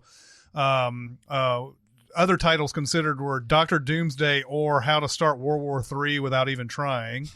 Nice. Dr. Strangelove's Secret Uses of Uranus. And Wonderful Bomb. Oh, wow. Wonderful Bomb. Yeah, I'm glad somebody talked him out of that title. And you are right about Failsafe being similar themed okay. and everything. So Failsafe's also a really good movie. It's not as good as Dr. Strangelove, though. Love me some Dr. Strangelove. My favorite funny one is the full title of Borat. It's Borat, Cultural Learnings of America for Make Benefit Glorious Nation of Kazakhstan, which is fucking great, right? But it got nominated for a Golden Globe, maybe more than one Golden Globe, and then it got nominated for an Oscar. And I was watching one of those nominations, and they had to read the whole thing, and it was like Heidi Klum or something like that. You couldn't get it out. yeah. Fucking awesome. It's too bad it wasn't Travolta. He probably would have. Oh, that would have been hilarious. Del Dazeem. Yeah. I like one-worders that really grab your attention, like Lolita or like Amadeus or Dick. Dick. Dear. You do With love- my dear. There's love Dick. I think there's a movie that Heather Graham is in called Life Without Dick. Something like that. And it's, of course, it's the person's name, but it's their way of getting the, getting it past. Man, the Heather sentence. Graham has a sneaky B-movie you've never heard of filled resume. Mm-hmm. She's in a lot of movies you've never heard of. God, I wonder how many credits she's got. I've sadly seen Killing Them Softly like 5 times. I'm not even gonna Are you serious? No, I've seen it 5 times. I've seen it more than once. I've seen it a couple times. I've seen a few scenes more than once. Yeah, well, maybe I've seen a few scenes more than once. Is that the one with Joseph Fiennes? Yeah. Yeah, okay. Fiennes Fines? 104. Jesus Christ. 104 credits for Heather But a Graham. lot of them are going to be movies like this that you've. There's one where she's in that hurricane movie I was telling you about. Oh, which hurricane movie was it? God damn. I get it because he did Crawl. The Wetlands, the last rape. Wetlands. All right. You ever heard of that movie? Nope. That's my point. Yeah, she's going to be 50 in like a week or so. Holy shit. And she still looks like she's 32. She is gorgeous. We could do a whole podcast on women in their 50s who are celebrities that still look pretty fucking good. Is Dick the Kirsten Dunst and Michelle Will? Oh, that's a funny movie. It is a funny movie. But Will Ferrell's in that. That Yeah. was like one of the first times I remember seeing Will Ferrell in a movie. Isn't that Dan Hedaya? Yep. Yeah. He's playing Nixon. And it's Will Ferrell is not Burns, or is he Bernstein? Well, it's him and Bruce McCullough. Bruce McCullough's the other one. I don't know which one's which. It's funny. Life Without Dick is not Heather Graham. It's Sarah Jessica Parker. But she was in some other movie that's like that. I Want Your Dick. I Want Your Dick. I mean, I'm Dick, and you can She's touch also me. in that. She's on one I of think the. you can look at it either way. She was also in that infamous TV show that only lasted like an episode or something. It was like Emily's something reasons or something. Oh, Jeremy's yeah, Iron. I remember that. Okay, next one. Love your podcast all the way from Australia. Woohoo! Is there any commonly held opinions on movies that you simply can't understand or agree with? I like this example. Some examples for me are Once Upon a Time in Hollywood, which I didn't like and don't know how people enjoyed it. Inversely, I found Mother profound and enjoyable, and know many others to think it's pointless dribble. Keep up the good work. What do you think? Okay, so one movie that I will have to watch again at some point. I haven't given it a chance since it came out, but I was like agitated that people loved Bridesmaids so much, and I and it's could be one of those comedies that, because I watched it on a Thursday night at the movie theater and was just by myself, and it's like towards the end of the day, and it, fuck everything and all that. I watched it and hated it, but I just felt like it was like any other stupid dude comedy just with chicks. And so I didn't understand why everybody was praising this. So Bridesmaids is on there. I say caveat though that I do need to watch it again now that I have time between me and when it came out and everything. A movie, I'll just stay in the comedy genre here. A movie that I don't think anybody saw and probably was as stupid as I was claiming Bridesmaids was Sex Drive. You think, okay, so I'm sorry. You think it's better than its reputation? Sex Drive, I think, is hilarious, Yes. but I don't know how much of the reputation it has since not very many people saw it. I just felt like I think a lot of people just considered that, that's one of those teen sex comedies, so it's a piece of shit. Yes. But people really need to give Sex Drive a chance. Yes. I'm not going to say you're going to get your balls blown off by it or anything like that. Something like Barrett would say. But like, I would say that Sex Drive is one of those movies that like just didn't get any kind of audience and deserves one. And because it's smarter than you think. It is. I don't know if I like it as much as you, but I do find parts of it funny. But I love the part where they're at the people's house where and he's like, get me another glass of purple. And he's like, look, it's called Purple. And that was like a 2-liter of this thing. It's just called Purple. I mean, really, honestly, though, thank God for Clark Duke in that movie, and thank God for Seth Green in that movie, because the main guy is kind of, he's just your James Marsden's hilarious in it. He is. I think Bridesmaids is. I think it's fine, but I've seen it several times, so I kind of get what you're saying, because I don't think I find it as funny as most people. My wife loves it, so I think that's why I've seen it a bunch. I would actually argue that Spy. What's the director? Paul Feig.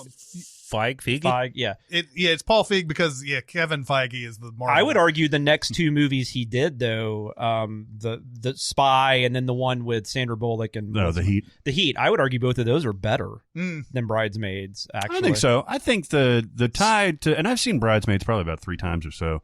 My wife loves it too.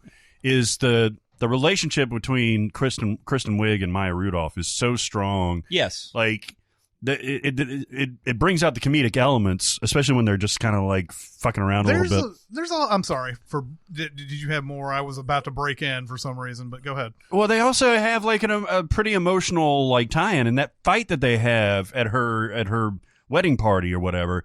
Like I can kind of feel that, even though it ends with like I did get my asshole bleached and my asshole looks gorgeous or whatever it is. Mm-hmm. There's a whole scene where they all have diarrhea. Oh, yeah, and I mean like, that's the lowest part of the movie for me, for sure. You know, I mean, and it's a lot of the movie. It seems like it takes forever for that scene. That airplane, does, yeah. The airplane scene is interminable too. Oh God, the airplane scene, is another one where he keeps calling that guy. He keeps calling the guy some name that is not his name. Kristen Wiig keeps calling him the flight attendant. Yeah, I don't know what she calls when him. because she takes a bunch of Xanax or something like that and like washes it down with scotch. Yeah, and his name is something simple, but she changes a vowel and it sounds like yeah. I know what you're talking about. It takes forever. Well, the movie's too long. I mean, I think that's one of the biggest problems with it. It's just way too long. But again, I'll have to watch it again at some point. Like I said, I'm to answer this question, that's the first thing that came to mind. Totally. So anyway. Watch Sex Drive. So I'm gonna everybody's gonna hate me. So Christopher Nolan is somebody that I like fine. I think he has a couple of movies that I really love, but I don't get the I don't, and especially the three of you in here love him to death, right? Mm-hmm. Like, I don't get it. I think he's a perfectly fine filmmaker. I think he's a very talented filmmaker, but I don't know. He has it's something about the structure of his films that always bugs me for some reason. I just think, especially like Dark Knight is a movie, for instance, that upon rewatching that a few times, I've started noticing there's a weird structure in it, like with the Two-Face storyline and him going to Hong Kong and he goes to Hong Kong in that one. He does. Right? Okay. And all that. And I don't know. It starts after a few viewings. It starts to kind of almost like tear away from me. Inception is the exact same way.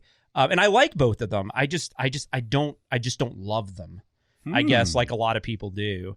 And then on the other side of that, I think that underrated, I think Insomnia is actually a really fucking great thriller that out of all of his movies, nobody talks about for some reason. Okay, so since this is your last podcast with us ever. The only one of his I really dislike is Dark Knight Rises. Memento's not my favorite, but I would still say overall I like Memento. I like everything else. I just like if I was to do like a top 100, I don't know if any of his movies are on it. I just imagine making Memento, and then some studio goes, "Hey, we're going to give you Robin Williams and Al Pacino for your next movie." Yeah, what do you think? I think that movie. That movie it's scary. It's Robin Williams is so good in that. I mean, him and Pacino are so good together in that movie. I just think, and I can see why people would say it's the least. It might be the least Christopher Nolan movie of all of his, because it is a remake of a foreign film. The film with Stellan Skarsgård's awesome too. I think it's even a Criterion. Oh, La Cage de Folie. yeah, that one. You know, Christopher Nolan's The Birdcage is also quite nice. But yeah, so that's mine. Were you actually going to ask me something? No. No, he wanted to make a joke that you were fired. Right. Who was his buddy? Is it Benjamin Bratt that was the? Hilary Swank is in that. Yeah, Hilary Swank's in it. I thought his. Is it Benjamin? It's not Benjamin Bratt, is it? It's Who's his partner? Oh well. Oh, his Pacino's partner. Yeah, is an older guy, Martin. Oh, that's right, Martin Donovan. Donovan. Yeah. Oh, speaking of which, is and Tenet looks really good. Don't get me wrong. Although I cannot understand how that's like what is it, like $200 and something million was spent on that movie? Looks like all the effects probably. Yeah, man, the speeding up and slowing down. I love Martin Donovan, so I love that Nolan puts him in some of these movies. Welcome to the afterlife. That movie is my cocaine. And Prestige is my favorite. So I need it up my nose. Is it my turn? Yeah. Well, I will never watch this movie again and give it a fair shake like Chris is going to do, but The English Patient can suck my balls. It can suck my balls. Is that really overrated at this point? And it can lick in between my balls and my thigh in that sweaty area where the sweat accumulates. No, not under the balls, the side of the balls. Right. Oh, side of the balls. Here. Call it a side taint. Yeah, side taint. I fucking hate Oh my God. The English Patient, and I will not give it another chance. Have you just seen it once? I saw it once. Yeah. And everyone was raving and giving it Best Picture and whatnot. And then that Seinfeld episode came out, and I was like, fucking Elaine is my spirit animal. And then for the positive, you don't want any visual aids. I can't get it out of my head. I was rubbing. Horrible Bosses 2, baby. And it's just by happenstance, because I honestly believe if I'd seen the first one first, I would have found the second one derivative. But I didn't. So now the first one is derivative to me, and the second one's fucking hilarious. It's the exact same movie, right? It's the exact same movie. Yeah, pretty much. It really is. I mean, well, almost all the writing with real marker on a whiteboard. A lot of the jokes are repeated. A lot of them. And then one thing I hate about Horrible Bosses too is that they give Jennifer Aniston some arcane reason for why she fucks all these other guys and stuff. And like, I collect dicks. What is the reason that they... I collect dicks. Yeah. Oh, she's a collector. Well, and the guy that turned her down is Charlie Day, and she's like, well, all I see is the hole in my dick shelf that I can't... Right.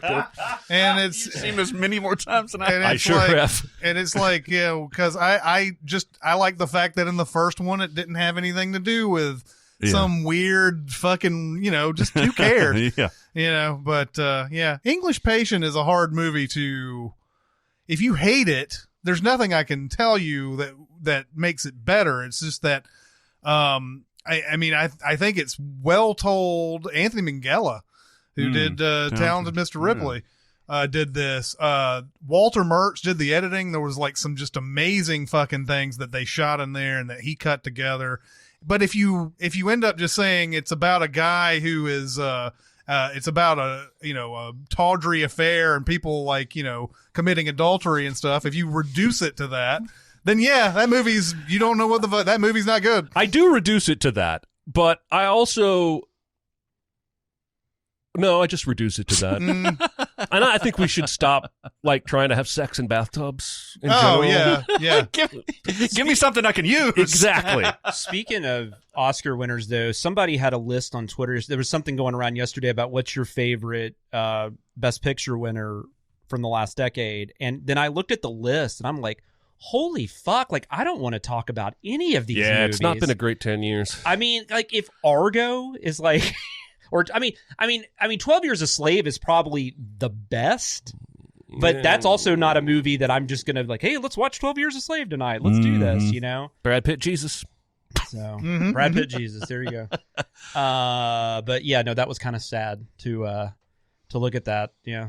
Yeah, there's been more years than not in the last decade where something we didn't expect to win Best Picture won, or what won has faded in time. Yeah, who's talking about King's Speech? Yeah. Like nobody, or the artist. That's not. Yeah. And King's Nobody. Speech isn't bad, but I just there's never any foresight in these things. Like, you know, like you. I mean, I don't know how in the year they consider these movies the best of the year. It's like they get swept up in some moment where a movie is like considered the best for like 2 weeks, and they're like, all right, that's the one. But then they probably have buyer's remorse by a month or two after they've done it. Yeah, just like when we did. When Harry Met Sally. So we didn't have a lot of choice. A process. Okay, so then maybe Sideways versus the other one, and I had buyer's remorse. It was LA Confidential. Yeah, but I mean, I mean, it probably is something similar to that happens. Yeah. And then afterwards, everybody takes a collective sigh and goes, "Wait a minute, I liked this way better than that movie or whatever." And and I guess that's the thing too. You never know what movies are going to stand the test of time, I guess, in people's minds and conversations. I could argue that in 1994, you could have said Pulp Fiction was going to stand the test of time, but Forrest Gump had all that momentum from being a huge summer hit that everybody loved, and then now when you look back, Pulp Fiction's a better movie, but do you think people don't still talk about Forrest Gump? Because I mean, I don't know, it's on TV a lot. Not as a standard that we want to reach. Right.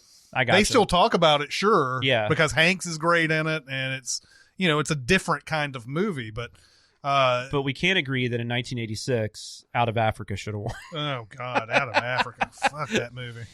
I wonder how many people. You don't like Out of Africa? No, it's boring as fuck. It's so bad. It is a little. I wonder slow, wonder what the percentages of people alive that have seen Out of Africa. I bet it's really low. Yeah. I remember liking that movie. Isn't it? Is it Meryl Streep or is it Glenn Close? Meryl Streep. Meryl Streep. It's one of the many. There was an Onion article, I don't know how many years ago, where it was Meryl Streep doing an op-ed or whatever, and the title was "Name One Good Movie That I'm In." Is it William Hurt? Is he the other one, or who was the? No, it's Robert Redford. Robert Redford. Yeah. It's usually if you look at a lot of people's picks for like when they rank the best picture winners, it's usually at the. I'm not saying that should sway your opinion. I'm just saying, but it is normally at the bottom. That's why I brought it up. I think Greatest Show is kind of the one that most people talk about. It was the Greatest Show on Earth. It was the Cecil B. DeMille movie about the circus. It won whatever year it came out. That's always there. I also think the one that beat Citizen Kane, but I think people like that. They just. How Green Was My Valley. How Green Was My Valley. But it's just the fact that it beats Citizen Kane. There's a because it's a great movie. Idea that I guess of a movie that's like somewhat dark or somewhat different and everything. People are like, and they don't look forward and say, when we look back, actually, this movie is going to be way, they don't think that way. They got all the way to the nominations, but they didn't give it the win. What do you think about the chances for Once Upon a Time in Hollywood this year?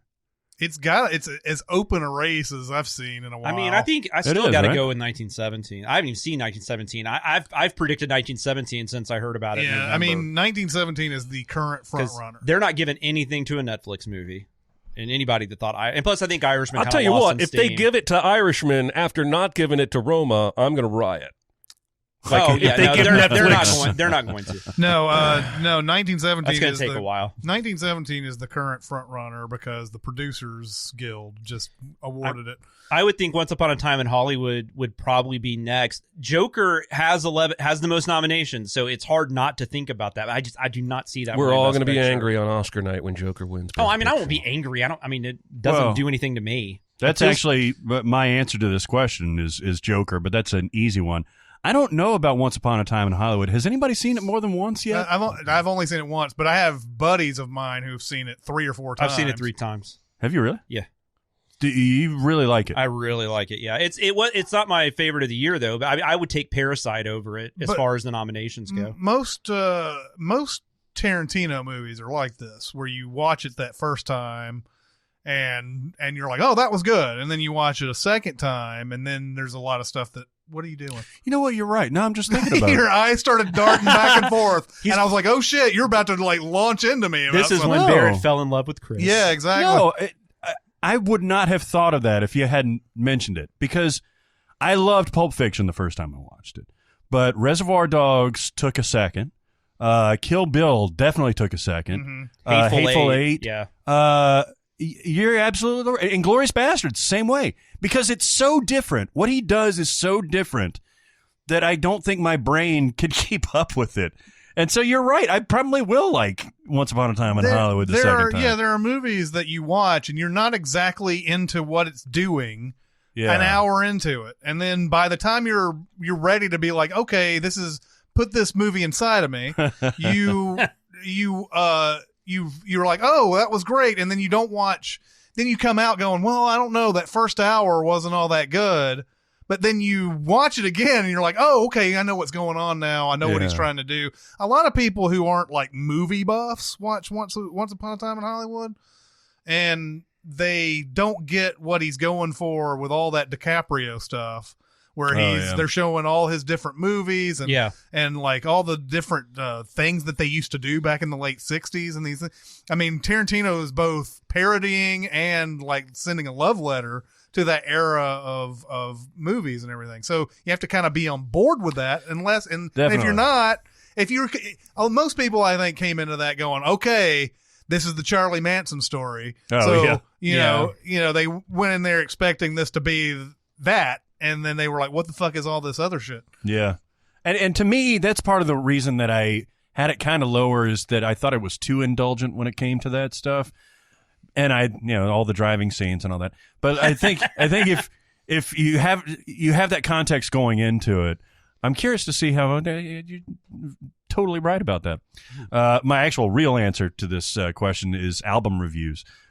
Chris and I have talked about album reviews and how they age poorly and stuff like that. Like Lester Bangs famously gave a terrible review to Black Sabbath's first album, to Led Zeppelin's first album, and I think regretted it later on, even though he died in his early 30s. But then Rolling Stone rating Pinkerton as like, I think a 2.5 stars or something like that, Weezer's Pinkerton, and it's an all-time classic. They even gave Nirvana's Nevermind 3 out of 4 stars, and that's some bullshit. I don't know about that. I think when Nirvana was so fucking different when they came out. It could be just like, that Tarantino that thing. I don't think it was easy to assess how large it was going to loom over all of music for the next 20 definitely years. Not. I mean, great album, even when it came out, but you can't assess its historic value for probably another 10, 20 years.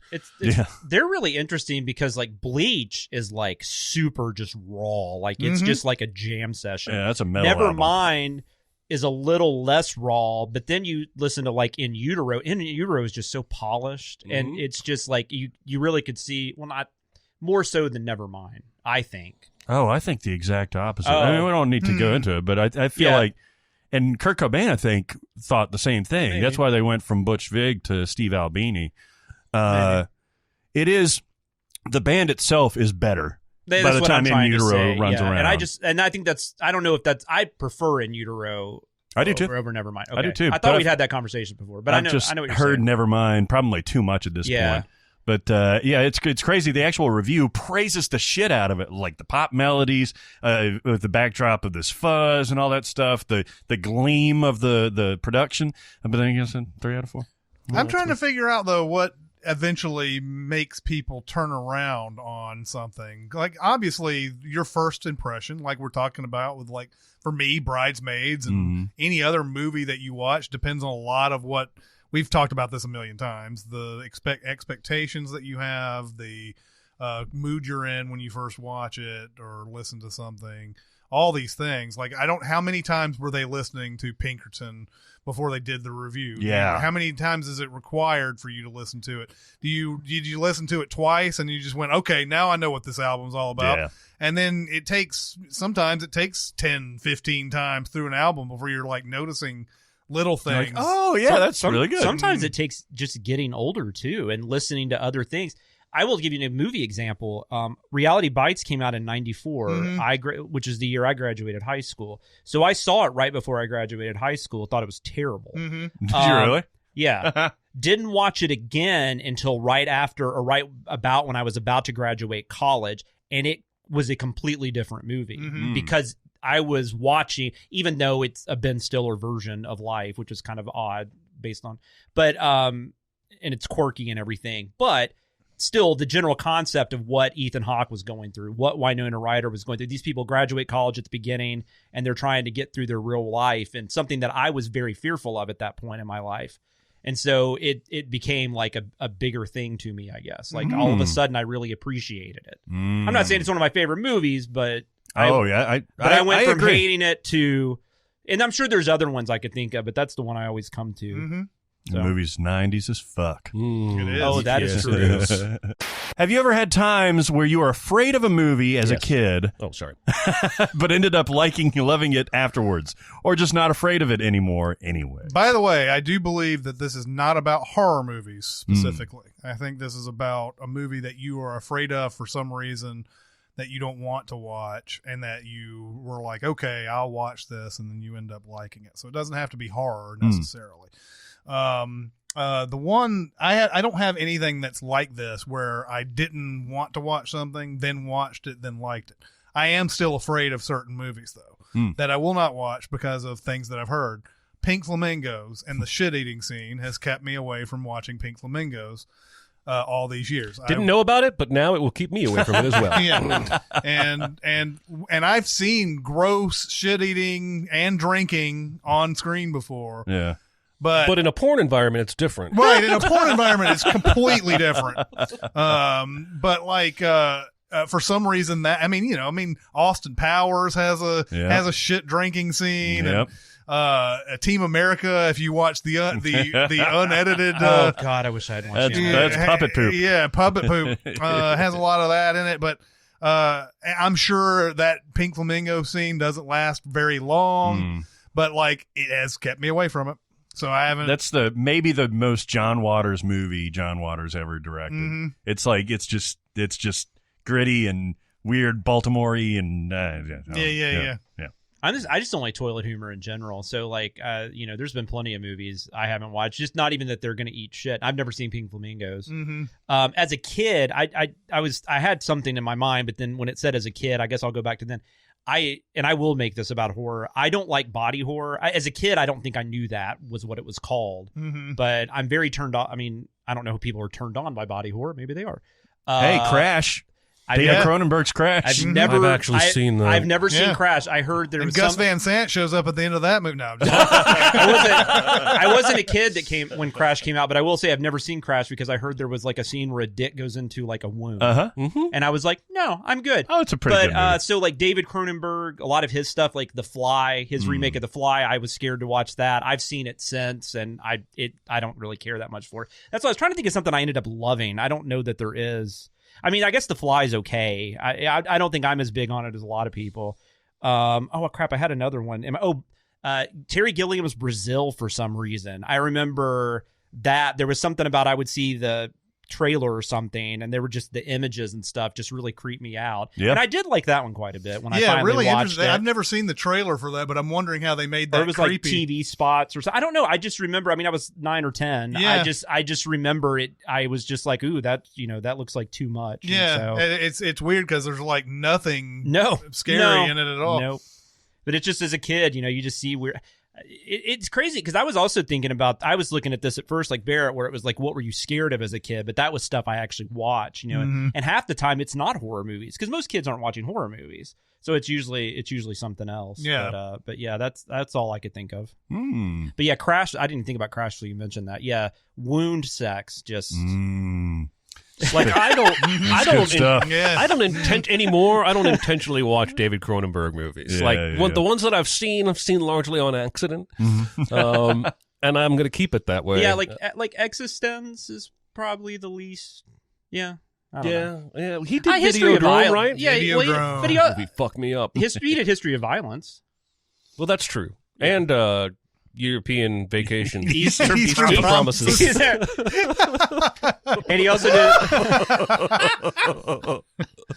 Well, I don't think this counts, but I would say I'm scared to watch Manchester by the Sea. I got you. I know I will. And I'm pretty confident when I do, I will like it a lot, if not love it. But I have had half a dozen people tell me it wrecked them. And I am scared to... I don't ever wake up going, today's the day I want to watch a movie that wrecks me. I want to get wrecked. I usually want to laugh or be intrigued by something. So I'm scared of it, and that's kept me away so far. But I will watch it someday. That's like Marriage Story, though. Aaron Dicer, actually, he watched it and told, before it came out on Netflix, and he was like, this is like... Which, I mean, I don't know how much involved he's ever been with divorce, but he said this seems like a very realistic portrayal of divorce. And as someone who's a child of divorce and has had his own divorce when he was younger, I was like, do I really want to watch that? So it took me, obviously that hasn't been out that long, but it took me a good month to work my way up to it. I just watched it a couple weeks ago, and it was devastating. Yeah. And I wish I hadn't watched it. There you go. But it's a great movie. I get it, but did not make me feel good afterwards. If I'm only answering half of this question of one that I'm scared to take a look at, it's Two Girls, One Cup. Oh, yeah, for sure. I mean, I would watch Pink Flamingos before I watch that shit. I may even cut this. Has anybody seen that? I made it through 3 seconds. No. I made it through 1. And I've never clicked faster in my entire life. As soon as I was like, okay, this can't be as bad as they're saying. And then, it was. And it goes right in there. 1,000,000 miles an hour. Yeah, goes right in there. But people were saying like, oh well, it's actually humorous and stuff like that. I'm like, no, it's not. No, those are the same people who say The Room and Birdemic were made on purpose. My real answer to this is not that I was scared to watch it or anything like that. I just wasn't able to tackle the themes for 2001: A Space Odyssey until I got much older, and so if I'm going to watch a space movie when I'm a kid, I want it to be pew pew pew, Star Wars and stuff like that. Mm-hmm. And this was not that, obviously. Very little so pewing. I was, yeah, exactly. So I was kind of like, the HAL didn't freak me out because I didn't really understand what HAL was. All that deliberately paced stuff that I love so much now at the beginning was boring when I was a kid. Yeah, when you so were a kid, I think that's one in the spirit of this question. I already told you my first time I watched that, I had to have my wisdom teeth taken out. And I was like 17 or 18, and I rented a few movies. My mom let me rent a few movies that night so I could have something to watch. And so that for some reason I thought this would be a good time to watch 2001. Yeah. And so I was on like pain medication. Nice. I think that'd be delightful. It was interesting. Yeah. No, I couldn't fuck with that movie until I got older. Yeah. And now that I am fucking with that movie, I fucked it hard. Oh yeah.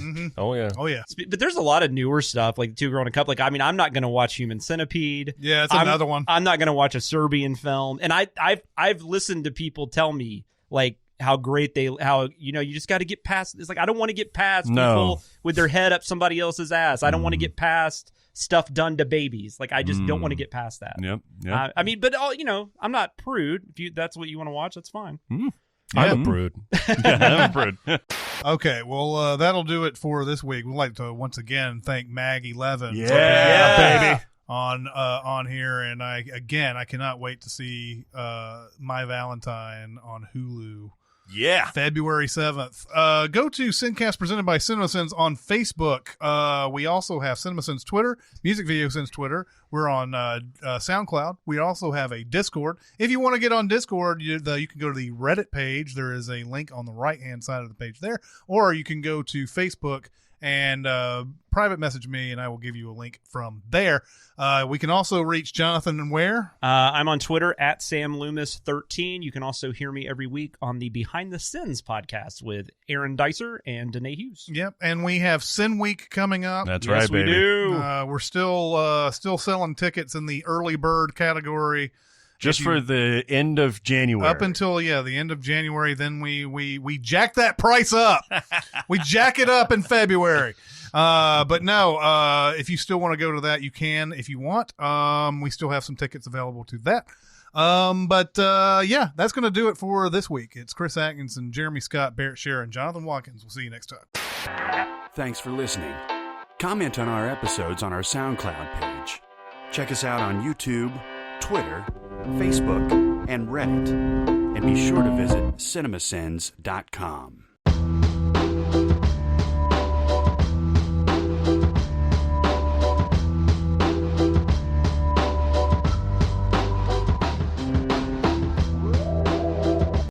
One thing I forgot to mention on the Bad Boys thing, I thought it was the title was really weird to me because I keep thinking that's what they would call the fourth one. Mm-hmm. Yeah, I know. Yep. And now they're going to make a fourth one. Yep. And they'll probably call it Bad Boys 3 Life. Yeah, exactly.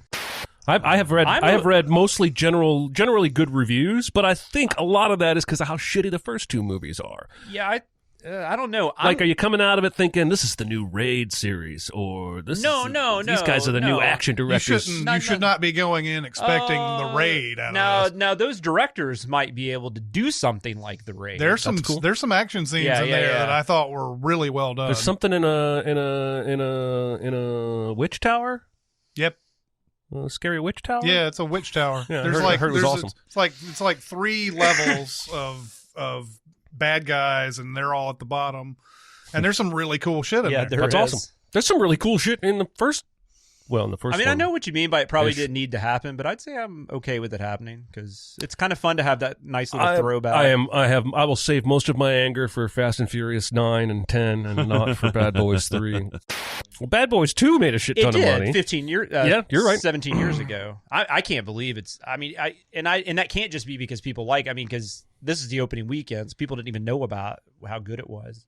And it still made like $62 million. Dan Marino should definitely buy this car that Peter Stormare just rented. That was amazing.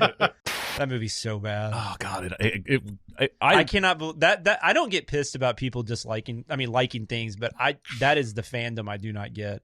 I see people talk so much good stuff about that movie. Well, and even on our video in the comments, everybody's like, that scene with the date where they harass him is awesome. What's your problem?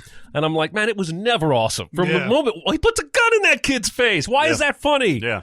Did you see that new Eminem music video for Darkness? I have not. Have you heard about it? Yes. You know the basic conceit? I think so. Remind me what Well, all the lyrics are about mental health and being dark and getting ready to go out and kill this stage, and the crowd's not going to know what hit him, and it's making you think he's gearing up for a concert but dealing with his own dark mental health issues. But halfway through, you realize he's the Las Vegas shooter. And I didn't know he pulls out an assault rifle and starts killing everybody. It's an incredibly impactful. It reminded me a lot of "This Is America" by Childish Gambino in terms of great song, great video, but even better message. It's really good, and it ends with this call to end gun violence with text on screen and fuck yeah, I gotta watch that. Really cool shit. Yeah. Wow, and it's not long either. It's like 4 minutes long. Anyway, that tower movie made me think of that. Yeah, I got to check that out. That it's such a weird thing. This Is America. I don't know if I like the song all that much. I don't think I do, but it's just so impactful for that package of the video. Like, I don't think I'm ever going to go out of my way to listen to the song without watching the video. I agree with that completely. Do you think that song is meant to be that kind of song though that you listen to over and over again? This is America by Childish Gambino. Oh, it's hard. It's certainly prioritized. It's hard to believe that you would. It was hard to believe that you would make a song that isn't that, because that's what music's all about. But I think that's more about the video than the song. It's the whole package. Mm-hmm. It was better than his last one. I agree, although I still think Berserk is my favorite modern Eminem song. That's a really good one. Like that. What's a modern? Like what's like in the last decade? Yeah. Oh, okay. Anything after 8 Mile would be modern Eminem. Oh, okay. Yeah. Because the early Eminem, everything he does has this little whiny voice, and he's trying to be like a character he's playing. But then he got older, and he started just rapping with emotions, and that really started with 8 Mile and Lose Yourself for me, and Stan and that kind of shit. But then that Berserk song is amazing. Yeah, no one cares. Lose Yourself that's a really high up there. It's like one of my all-time favorite songs. I think it might be one of my favorite songs. It's certainly, I think, what I would say the best original song. Yeah, there's just so much in that, just emotion. And I love that the first song he did with Rihanna was cool, but I really, really dig the second one, Monster. That one's better, yeah. Yeah. Do you have an Apple Watch, Barrett? Mm-hmm. You get notifications on your watch? Mm-hmm. That's dumb.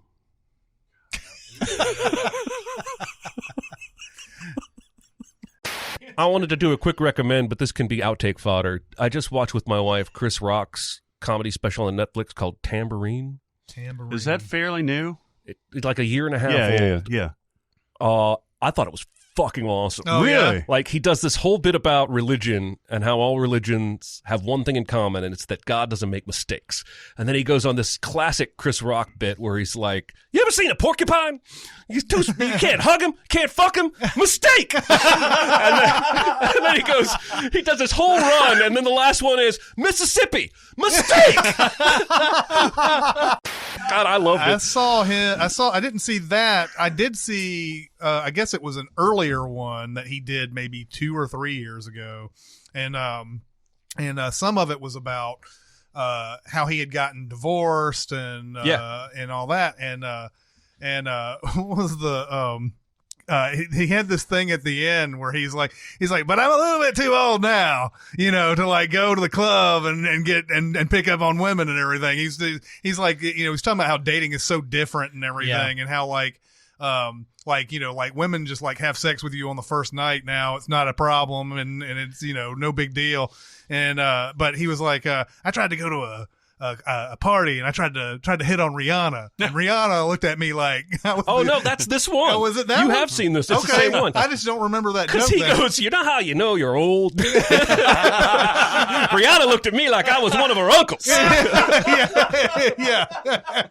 It's awesome, man. I don't know if he talks about it in this might have been on Interview, but have you heard him talking about how when he went to the right before Obama and Michelle were leaving the White House, like I guess that whatever the last party or whatever, and Michelle was like, talking to him, it was just like, yeah, I just don't know what I just don't know what it's going to be like after this. I'm just really concerned. And he was like, you'll be all right.